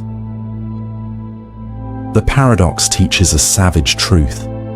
Time is not just a measure of change, it is the soil in which meaning grows. Without time, love cannot deepen. Without time, wounds cannot heal. Without time, victory becomes hollow and power becomes sterile. The kingdom that traded time for power gained everything it could ever desire, and in doing so, lost the only thing that could make those desires matter. We might be tempted to judge them harshly. But are we so different? We seek shortcuts to success. We chase technologies that promise immediate mastery. We crave the rewards of journeys we have not traveled. We too are tempted to trade time, the slow, painful unfolding of life, for instant power, instant validation, instant triumph. And we too risk creating hollow kingdoms within ourselves, because if you bypass the struggle, you bypass the soul. If you erase the waiting, you erase the becoming. The kingdom's tragedy was not its ambition, it was its refusal to pay the price of time. And so it was forgotten, not because it was weak, but because it was empty. No songs survived, no legends carried its name beyond the borders it could not escape. It shines still, perhaps somewhere, beyond the visible world, a ghost kingdom frozen in eternal, meaningless glory. If you ever find yourself tempted by an easy path, if you ever hear the whisper of power offered without the slow forging of time, pause. Ask yourself, what am I willing to sacrifice to win? What meaning will remain if I reach the summit without the climb? Am I building something that will endure, or something that will only glitter briefly before it vanishes into oblivion? Because maybe true greatness is not in reaching faster. Maybe it is in walking every agonizing step, in aging, in losing, in remembering, in earning. And maybe it is better to be small and real than grand and hollow. Better to build slowly in the soil of time than to stand forever in a kingdom where nothing can ever grow again. There was once a garden unlike any other. It was said to have been planted by the wisest of all civilizations. A garden so lush, so vibrant, that it seemed to hum with its own heartbeat. Flowers shimmered with colors unseen elsewhere. Trees whispered in voices the wind could not explain. Fruit grew heavy with sweetness, said to cure any illness, ease any sorrow, grant visions of futures yet to come. At its center, a fountain flowed, not with water, but with something richer, something closer to the lifeblood of the earth itself. The people who tended it were revered as the keepers of paradise. They nurtured it with care, protecting its delicate balance, believing it would feed generations beyond counting. But the garden had a hunger of its own. The paradox unfolded slowly. The more the gardeners poured themselves into the garden, the more the garden demanded. First, it took their time. The tending became endless, pruning, watering, coaxing. Then it took their sleep, their dreams slipping away into the roots and vines. Finally, it began to take their very bodies. The gardeners grew thin, pale, hollow-eyed. Their skin grew bark-like patches. Their veins thickened and darkened, matching the roots they had so carefully nurtured. Until one by one, they disappeared, swallowed by the very paradise they had created. Some said the garden absorbed them directly, weaving their flesh into new flowers, new fruits, new branches. Others whispered that the gardeners became the garden's spirit, their minds lost in the endless whispering hunger of the green. Visitors who stumbled upon the garden centuries later found it strangely empty. There were no signs of violence, no bones. Only the overwhelming, living abundance, vines heavy with fruit, blossoms so fragrant they made visitors dizzy, rivers singing songs no human throat could imitate. The garden was perfect, but its creators were gone. The paradox forces a chilling reflection. How can something so beautiful destroy the very hands that built it? How can something nurtured from love become a force of devouring? The tragedy is not that the gardeners were careless. It's that they gave everything they had, and it was not enough. The garden had outgrown them. Their dreams had fed it until it no longer needed them, or worse, until it desired them as nourishment. It mirrors a deeper truth about creation itself. We birth dreams, projects, civilizations, believing they will serve us, but sometimes our creations consume us instead. Sometimes what begins as an act of love becomes an act of erasure. We pour ourselves into ambitions, into empires, into ideals, and find ourselves swallowed whole by the very things we hoped would outlive us. The garden that devoured its own gardeners is not just a story about plants and caretakers. It is a parable about devotion without boundaries, about love that forgets to protect itself, about dreams that demand too much, and it asks a brutal question. When do you stop feeding something that is killing you? When does care become surrender? If you ever find yourself lost in something beautiful, a career, a cause, a love, if you ever feel the soil of your life pulling more and more from you, pause. Ask yourself, is this growth or is this hunger? Am I nurturing something that nourishes me in return, or something that feeds only on my giving? And if I am disappearing into the very thing I created, will anyone notice when I am gone? Because not every garden is meant to be tended forever. Some gardens are traps disguised as paradise. Some dreams are hungers disguised as hope. And sometimes the greatest act of love is to walk away before you are devoured, to leave the garden behind and to plant new seeds elsewhere. Seeds that will not demand your life in exchange for their beauty. The garden still blooms somewhere, forgotten by history, but not by the earth. Its flowers are heavy with stolen memory. Its fruits are rich with borrowed dreams. It hums with the voices of those who gave too much, and it waits, always, for the next pair of hands willing to mistake devotion for destiny. Language is supposed to reveal. Words are meant to bridge the distance between minds, to pull invisible thoughts into the shared space of understanding. Through language, we name the world, shape it, make it ours. But imagine a language that did the opposite. A language that, with every word spoken, buried the very truth it was meant to reveal. The paradox begins in the ruins of a long-forgotten civilization, where fragments of this strange tongue were found carved into obsidian tablets. At first, scholars rejoiced. Here was a window into a lost world. But as they worked to translate it, confusion spread. Simple inscriptions describing clear events, a harvest, a coronation, a battle, yielded translations that contradicted themselves with every reading. The more they studied, the less they understood. Each translation seemed correct, and yet each said something subtly, fatally different.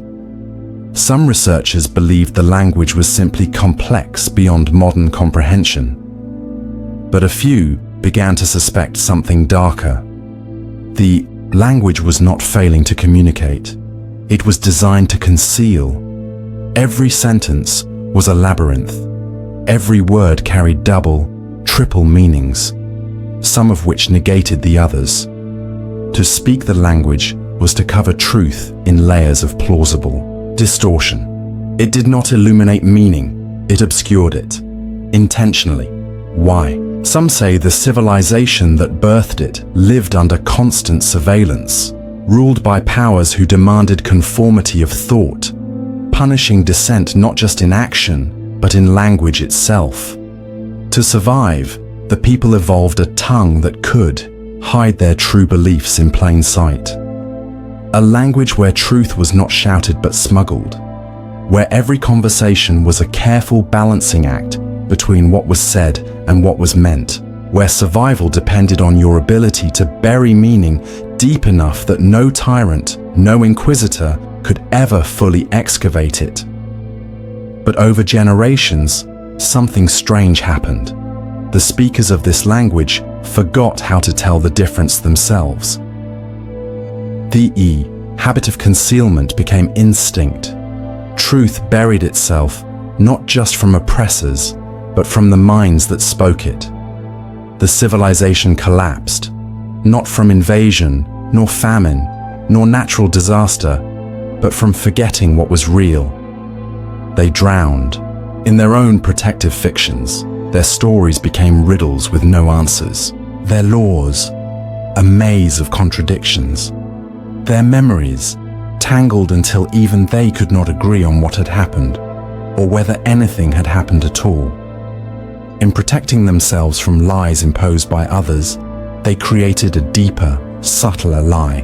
Within themselves, the paradox reveals something terrifying about language, that it does not merely describe reality, it shapes it, limits it, buries it. We assume that more words mean more clarity. But what if words themselves are traps? What if every layer of language takes us not closer to truth, but farther away? Even now in our modern world, we see echoes of this ancient tragedy. Political rhetoric that twists simple truths into endless debates. Advertising that cloaks desire in the language of empowerment. Social media feeds where reality fractures under the weight of carefully curated half-truths. Language does not always serve truth. Sometimes it serves power. Sometimes it serves fear. Sometimes it serves the desperate, fragile hope that if we cannot defeat the dangers outside us, we can at least hide from them inside layers of beautiful lies. If you ever find yourself lost in a sea of words, if every explanation feels like it clarifies nothing, if every conversation leaves you more uncertain than before, pause. Ask yourself, what is being buried here? What truth lies beneath the polished surface of all these words? Am I speaking to reveal or to hide? Because maybe the real danger of language is not miscommunication. Maybe the real danger is the slow, unnoticed burial of meaning beneath mountains of noise, until the bones of truth are crushed beyond recognition. The language that buried its own truths is a warning. It reminds us that words are not neutral tools, they are living things. They shape us even as we shape them. And if we forget this, if we allow our language to become a shield against reality instead of a bridge toward it, we may find ourselves speaking fluently in a tongue that says nothing at all. A language of beautiful ruins, a vocabulary of ghosts, where every word is a grave, and every sentence a funeral for a truth we no longer remember how to mourn. In the annals of ancient folklore, tales of legendary beasts abound, creatures so fierce, so terrible, that entire generations were shaped by the fear of them. But one story stands apart, the tale of the beast that was hunted before it even existed. Long before any sign of its tracks were seen, before a single roar echoed through valleys or a single fang glinted in the sun, the hunt had already begun. Villages armed themselves. Kings sent out battalions. Hunters sharpened blades meant for flesh no eye had yet beheld. The paradox was terrifying. They sought to destroy a creature that had not yet entered the world. They waged war on a threat still unborn. And yet, strangely, signs began to appear. Crops withered. Animals fled from unseen predators. The air grew heavy with dread, as if the mere anticipation of the beast had called it into partial being. Some said the hunter's fear was what gave it shape, that in focusing all their hatred, their terror, their obsession on something that did not exist, they tore open a wound in the world wide enough for it to crawl through. And when at last the beast did appear, huge, snarling, stitched together, from nightmare and prophecy, it was already wounded. It was already afraid.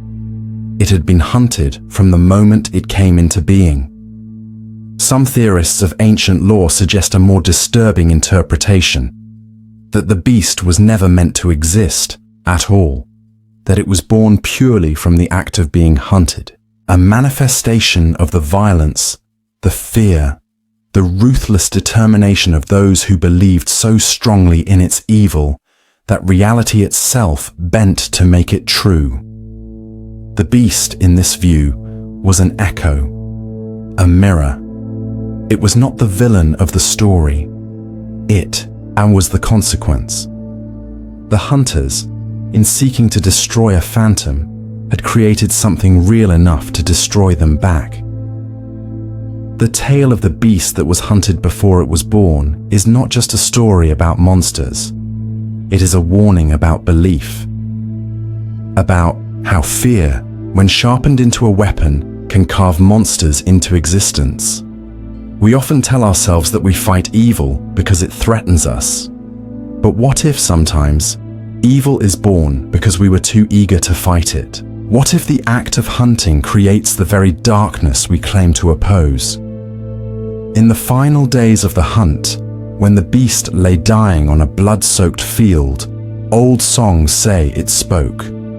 Not in human words, but in a terrible, sorrowful cry that cracked the earth itself. I did not seek you, you called me here. And then it was gone, leaving behind not just ruin, but an emptiness more profound than any victory. Because when the enemy you destroy is one you summoned yourself, there can be no true triumph, only silence, only regret. This paradox forces us to confront an uncomfortable truth about ourselves. That fear is not always a response to reality. Sometimes it is the author of reality. That in trying to prevent a nightmare, we sometimes sculpt it into being with our own hands. If you ever find yourself gripped by the urge to destroy something you fear, if you find yourself sharpening your mind, your words, your weapons against an enemy you cannot see, pause. Ask yourself, am I defending myself from real danger, or am I summoning something terrible through the sheer force of my own dread? And if I create the very thing I fear, who will save me from myself? Because maybe the most dangerous monsters are not born in dark forests or forgotten caves. Maybe they are born in the hidden chambers of the human heart, called forth by fear, shaped by obsession, and made real by the refusal to trust anything but the worst possibilities. The beast that was hunted before it was born reminds us. The stories we tell matter, the enemies we imagine matter, and sometimes the line between defending against evil and creating it is thinner than we dare admit. Somewhere, perhaps, there are still empty fields where no beast ever truly walked. Only the heavy footprints of those who hunted shadows so fiercely that the shadows hardened into flesh. And somewhere in the corners of every mind, a question lingers. What monsters are we still calling into being with our fear? There was once a sword forged with a single purpose: to defeat the greatest enemy the world would ever know. It was crafted not by one smith, but by generations of artisans, mystics, and warriors. Each added their knowledge, their prayers, their blood to its making. It gleamed with an edge so fine it could split a falling hair. It vibrated faintly in the hand, as if eager for battle.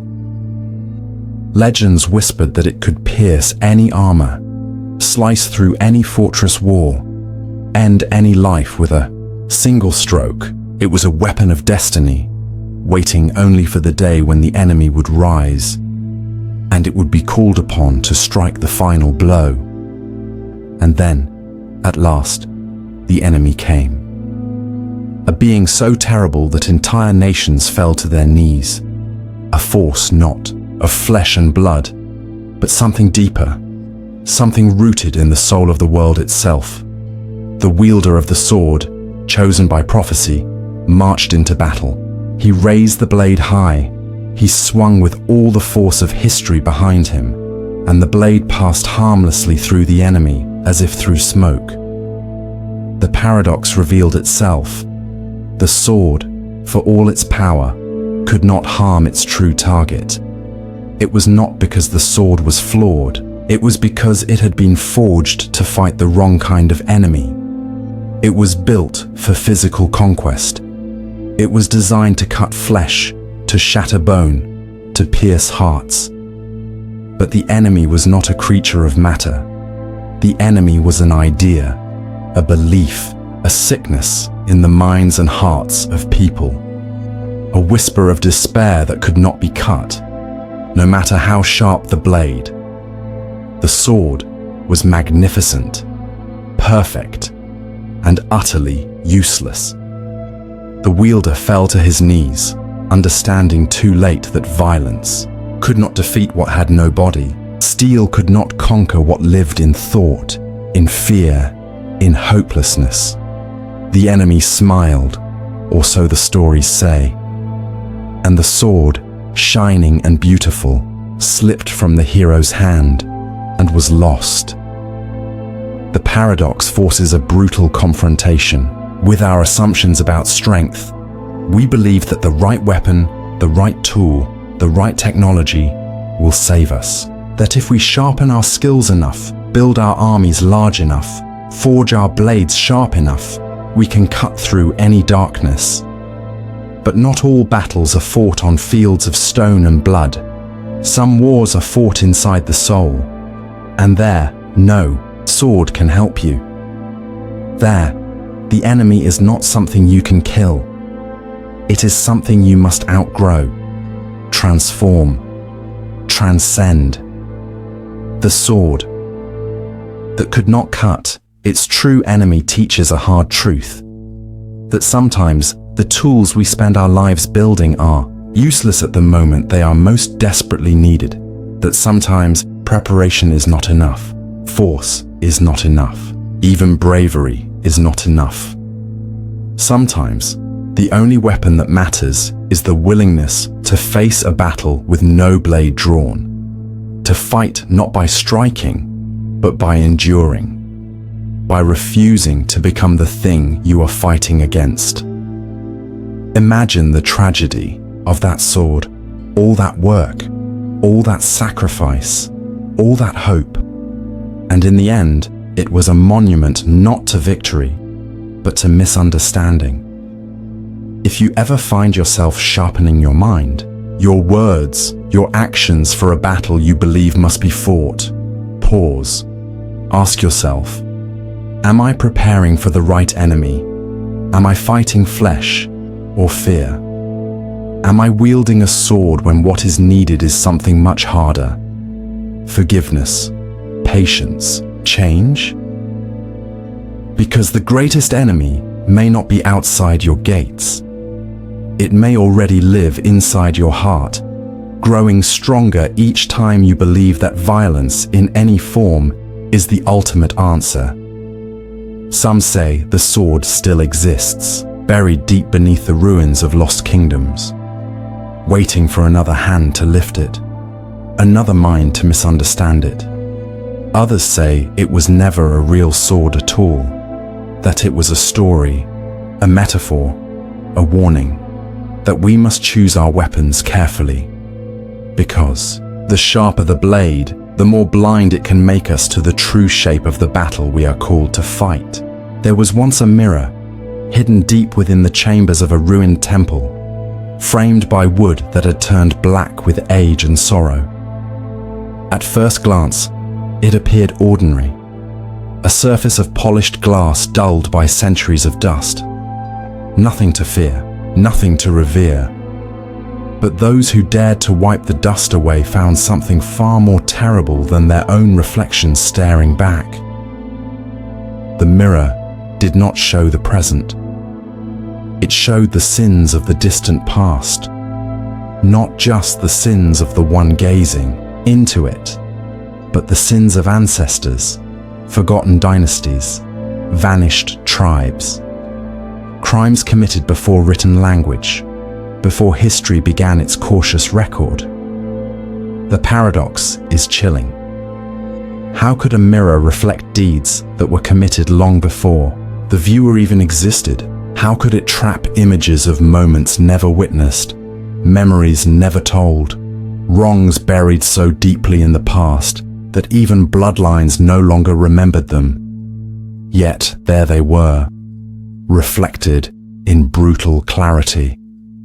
A hand striking down an innocent, a betrayal sealed by a broken promise, a fire set in hatred, a crown stolen through treachery, and sometimes reflected behind the viewer, shadows would appear, the silent figures of the wronged, watching, waiting. The mirror was not cursed, it was not evil. It was, perhaps, worse than either. It was honest, brutally, unsparingly honest. It remembered what the world chose to forget, and in doing so, it offered a kind of justice, or a kind of damnation. Some who looked into the mirror were driven mad, unable to reconcile their lives, their families, their entire sense of self with the revelations it forced upon them. Others fell into denial. They shattered the glass, believing that if the reflection broke, the truth would break with it. But the fragments still showed the same images, each shard a tiny, relentless window into the hidden darkness of history. There were a few, very few, who accepted what they saw, who bowed their heads, not in defeat, but in mourning, who understood that the weight of the past was not something you could erase or shatter, but something you had to carry with humility. The mirror teaches a devastating truth, that we are not free from the sins of the past simply because we did not commit them. We inherit them. We live inside the consequences of them. And whether we choose to acknowledge them or not, they shape the world we walk through every day. The mirror that reflected ancient sins is not simply a relic of sorrow. It is a lesson in responsibility, a reminder that forgetting is easy, but healing demands remembrance. You cannot heal a wound you refuse to see. You cannot free yourself from a chain you pretend does not exist. If you ever find yourself standing before a truth you did not create but are forced to inherit, if you ever feel the ache of guilt for things you never personally chose, but nonetheless benefit from or suffer because of, pause. Ask yourself, will I turn away from this reflection? Will I pretend the past is not my concern? Or will I dare to look, to learn, and to live differently because of what I now know? Because the mirror's greatest cruelty is also its greatest mercy. It does not show the past to punish. It shows the past to offer a choice.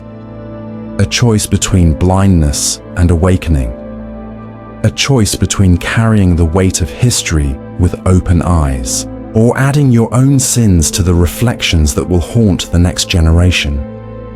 Some say the mirror still exists, hidden away, waiting for the brave and the broken-hearted. Others believe it was never a physical object at all, but a truth that lives inside every soul brave enough to ask where they truly come from. and what debts they owe to the unseen dead. Because the past is never dead. It is not even past. It breathes through us. It shapes our hands, our words, our silences, and the only way to honor it is to see it clearly.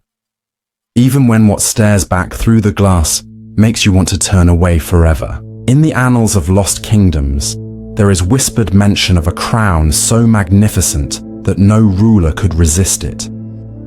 Forged from rare metals not found in the earth, adorned with jewels that seemed to pulse with an inner fire, the crown promised eternal rule to any who wore it.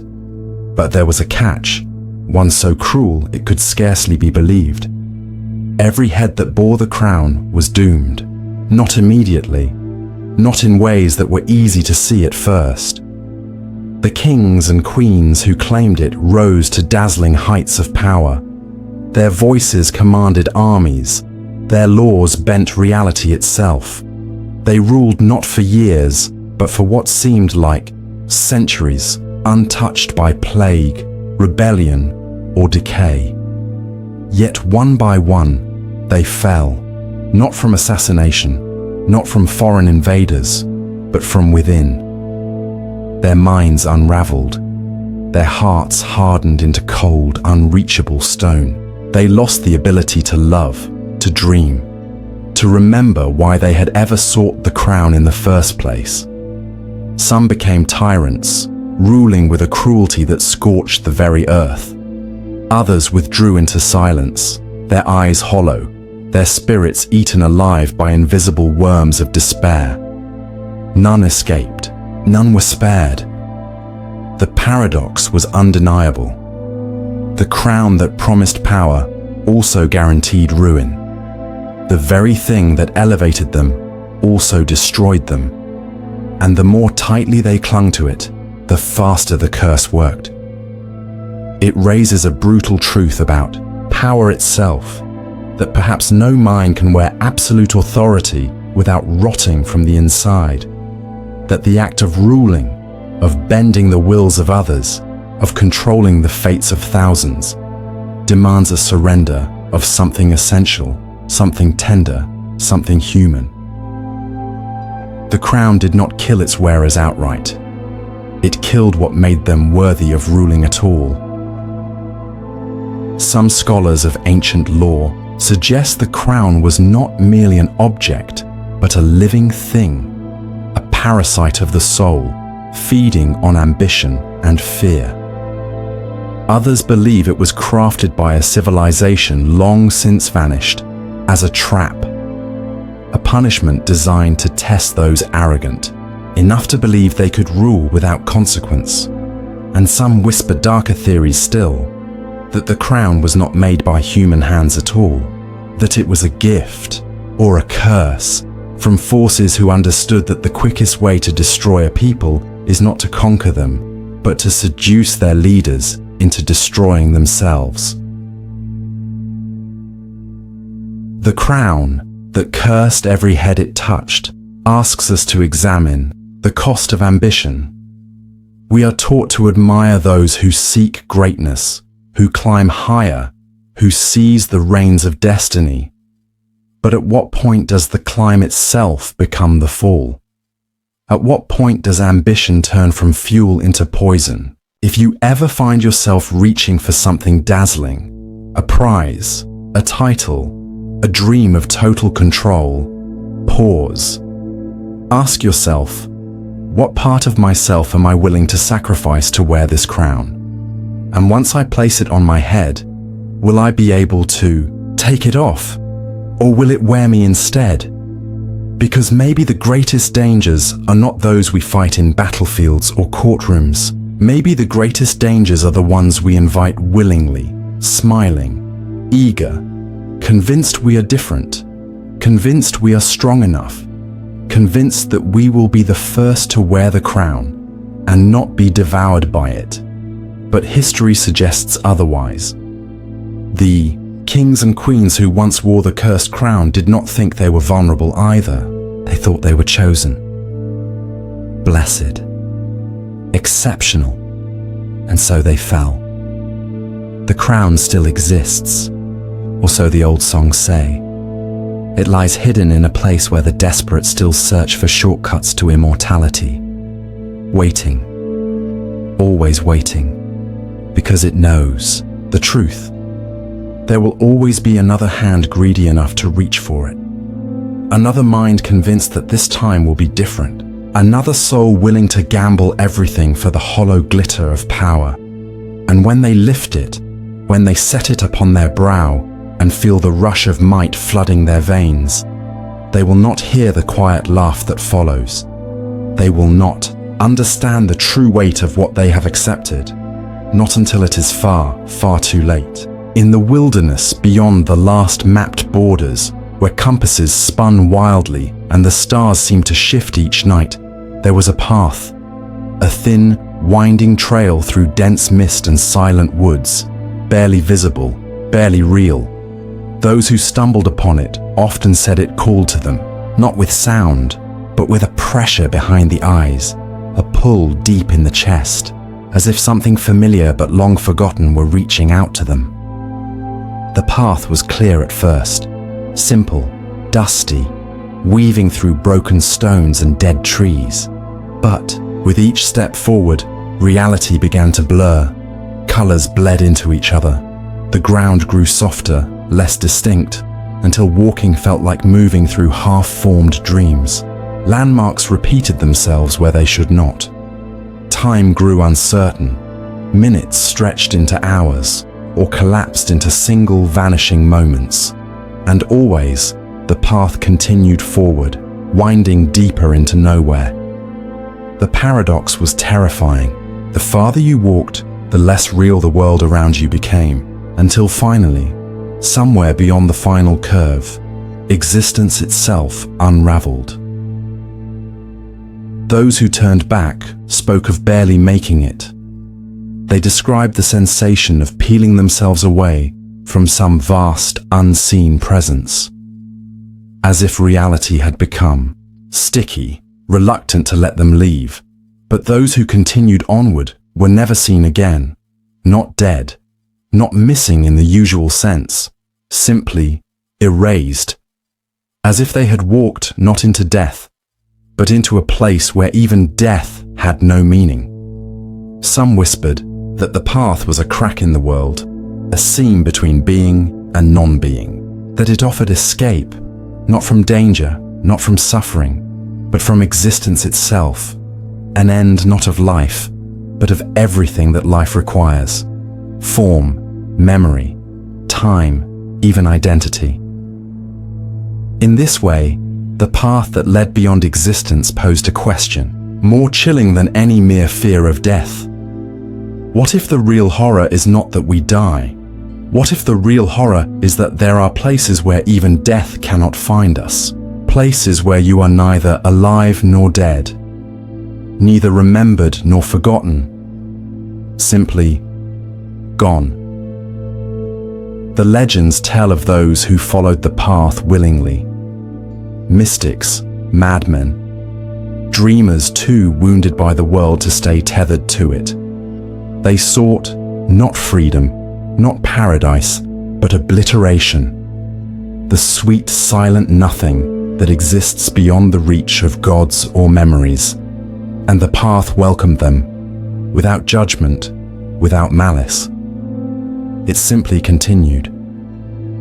Some believe the path is still out there, hidden beyond forgotten towns and abandoned roads. A thing you can only find when you're no longer truly looking for it. A doorway that does not open until you have already, unknowingly, stepped across its threshold. Others say the path isn't a place at all, but a state of mind, that the deeper you walk into despair, into disconnection, into the hollow spaces between moments, the closer you come to walking that unseen road, and that some people walk it every day without realizing it, until one day they are simply not here anymore, not missing, not dead, just absent. The paradox forces us to ask, Why do we seek oblivion? Is it to escape pain? Or is it because something deep inside us suspects that even pain is preferable to the unbearable weight of existence? If you ever feel the tug of the invisible path, the slow erosion of color from the world, the soft hush of meaning bleeding out of your days, pause, ask yourself, am I walking away from pain or from being itself? Am I seeking peace or erasure? And is there still something, no matter how small, worth turning back for? Because maybe the true courage is not in continuing onward into nothingness. Maybe the true courage is in clawing your way back toward existence, toward color, toward pain, toward memory, toward the messy, aching miracle of being. The path will always be there. It will always be easy to step onto. It will always whisper sweet promises of release. But the road back, the road toward life, is harder. It demands you carry your wounds with you. It demands you accept the unbearable strangeness of being, and it demands you choose, again and again, to exist, even when it would be so much simpler not to. There was once a ritual performed by a forgotten people, deep in the valleys where no maps dared venture. It was not a ceremony marked by joyous dancing or offerings to a benevolent god. It was something heavier, darker, a binding. Every year, on the same day, at the same hour, the ritual began. Chants rose into the air like smoke. Symbols were etched into the ground, always the same, always precise. Torches were lit and extinguished in perfect sequence. It was a ritual not of celebration, but of containment. Ancient records, barely surviving the centuries, hint at a terrible truth. The ritual was meant to hold something back, something vast, something that, if left unbound, would spill into the world and unmake it. But over time, something went wrong. The threat they sought to bind began to change. Or perhaps the binders themselves forgot what exactly they were containing. The ritual continued year after year, long after its purpose was lost. The paradox is terrifying. The people could not stop the ritual because they did not know what would happen if they did, and they could not leave because they were bound to it. By fear, by duty, by a memory too broken to explain. Entire generations were born into the ritual. They memorized the words, the movements, the offerings. They taught them to their children, who taught them to theirs. And slowly, the meaning dissolved. The ritual became habit, obligation, an endless cycle carried out with no understanding, only the terror of what might happen if they ever stopped. Time itself bent around it.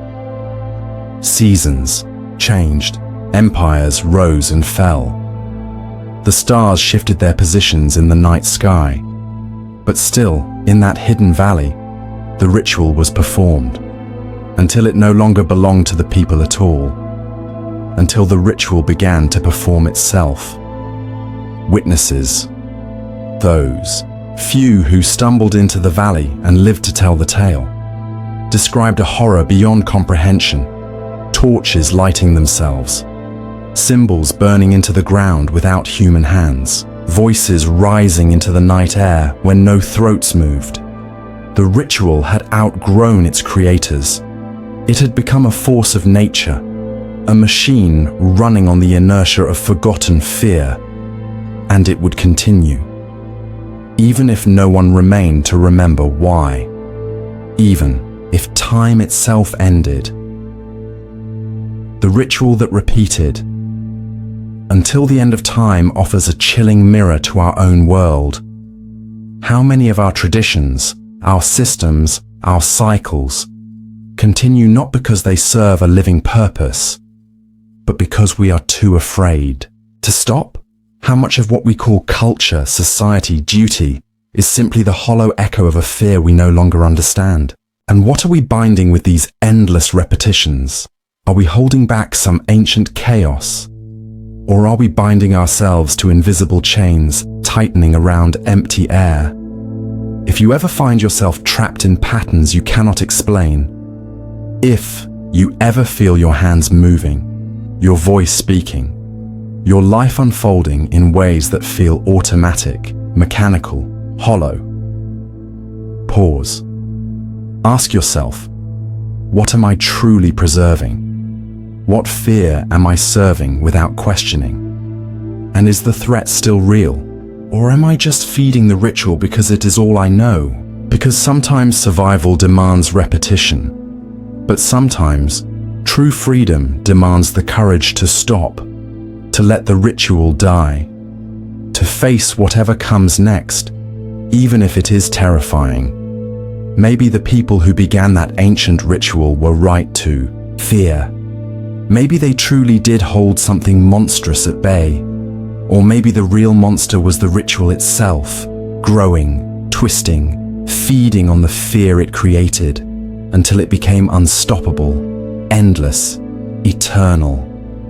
A cycle with no beginning, no end, no purpose but its own continuation. Some say the ritual still echoes in places forgotten by the modern world, in abandoned churches where candles flicker without cause, in empty squares where invisible footsteps march in patterns no one can remember, in the restless, wordless fears that sometimes grip entire cities without warning.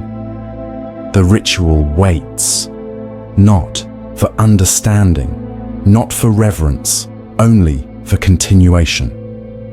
Because in the end, the ritual no longer needed a reason. It only needed believers, or, failing that, the empty, trembling hands of those too afraid to ask what would happen if they simply stopped. In every civilization, there are secrets, hidden truths, tucked away behind stone walls, encrypted scripts, and whispered traditions. Some secrets are buried to protect power, some to preserve peace, some simply because the world is not ready to face them. But there is one legend darker than the rest, the story of a secret so devastating that it did not simply endanger those who heard it, it destroyed the one who kept it. The story begins with a solitary figure, a keeper chosen not for their strength, but for their resolve. They were entrusted with a knowledge so catastrophic that to reveal it would unravel the very fabric of society, reality, perhaps existence itself. The keeper was sworn to silence. They bore the weight of the secret alone, isolated from family, from love, from even the comfort of ordinary conversation. At first, they were proud, honored to serve as guardian of something so vital. But the secret was not content to remain quiet. It whispered. It gnawed. It unfurled inside the keeper's mind like a serpent, twisting itself into every thought, poisoning every dream. The paradox soon revealed itself. The act of hiding the secret became as destructive as revealing it. The burden corroded the keeper from within. Trust became impossible. Joy became alien. Reality itself blurred around the edges, distorted by the knowledge they could never share. The keeper aged without aging. They decayed without visible wound. They became a hollow shell, an echo of the vibrant being they had once been. And still, they kept the secret, because to speak, it was to doom others, but to keep it was to doom themselves. Some ancient philosophers suggested that certain knowledge is inherently toxic, not because of its content, but because the human mind is not built to bear it alone, that secrets of a certain magnitude generate their own gravitational pull, warping the mind, the heart, the soul. The secret becomes not something the keeper possesses, but something that possesses the keeper. In trying to protect the world, the keeper becomes a monument to isolation and ruin. The tragedy is unbearable. The sacrifice demanded is total and yet invisible. The world goes on, oblivious to the cost. The sun rises, children laugh, empires rise and fall, all while the keeper disintegrates under the silent weight of their burden. The secret that destroyed its keeper forces a brutal reflection on the nature of truth and responsibility. We praise those who guard dangerous knowledge.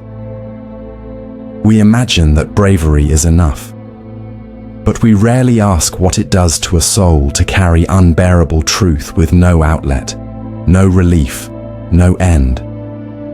If you ever find yourself burdened by a truth no one else can see, if you ever feel the crushing isolation of knowledge that cannot be spoken aloud, pause, ask yourself, is this a secret meant to be kept, or is it a weight designed to be shared, no matter the risk?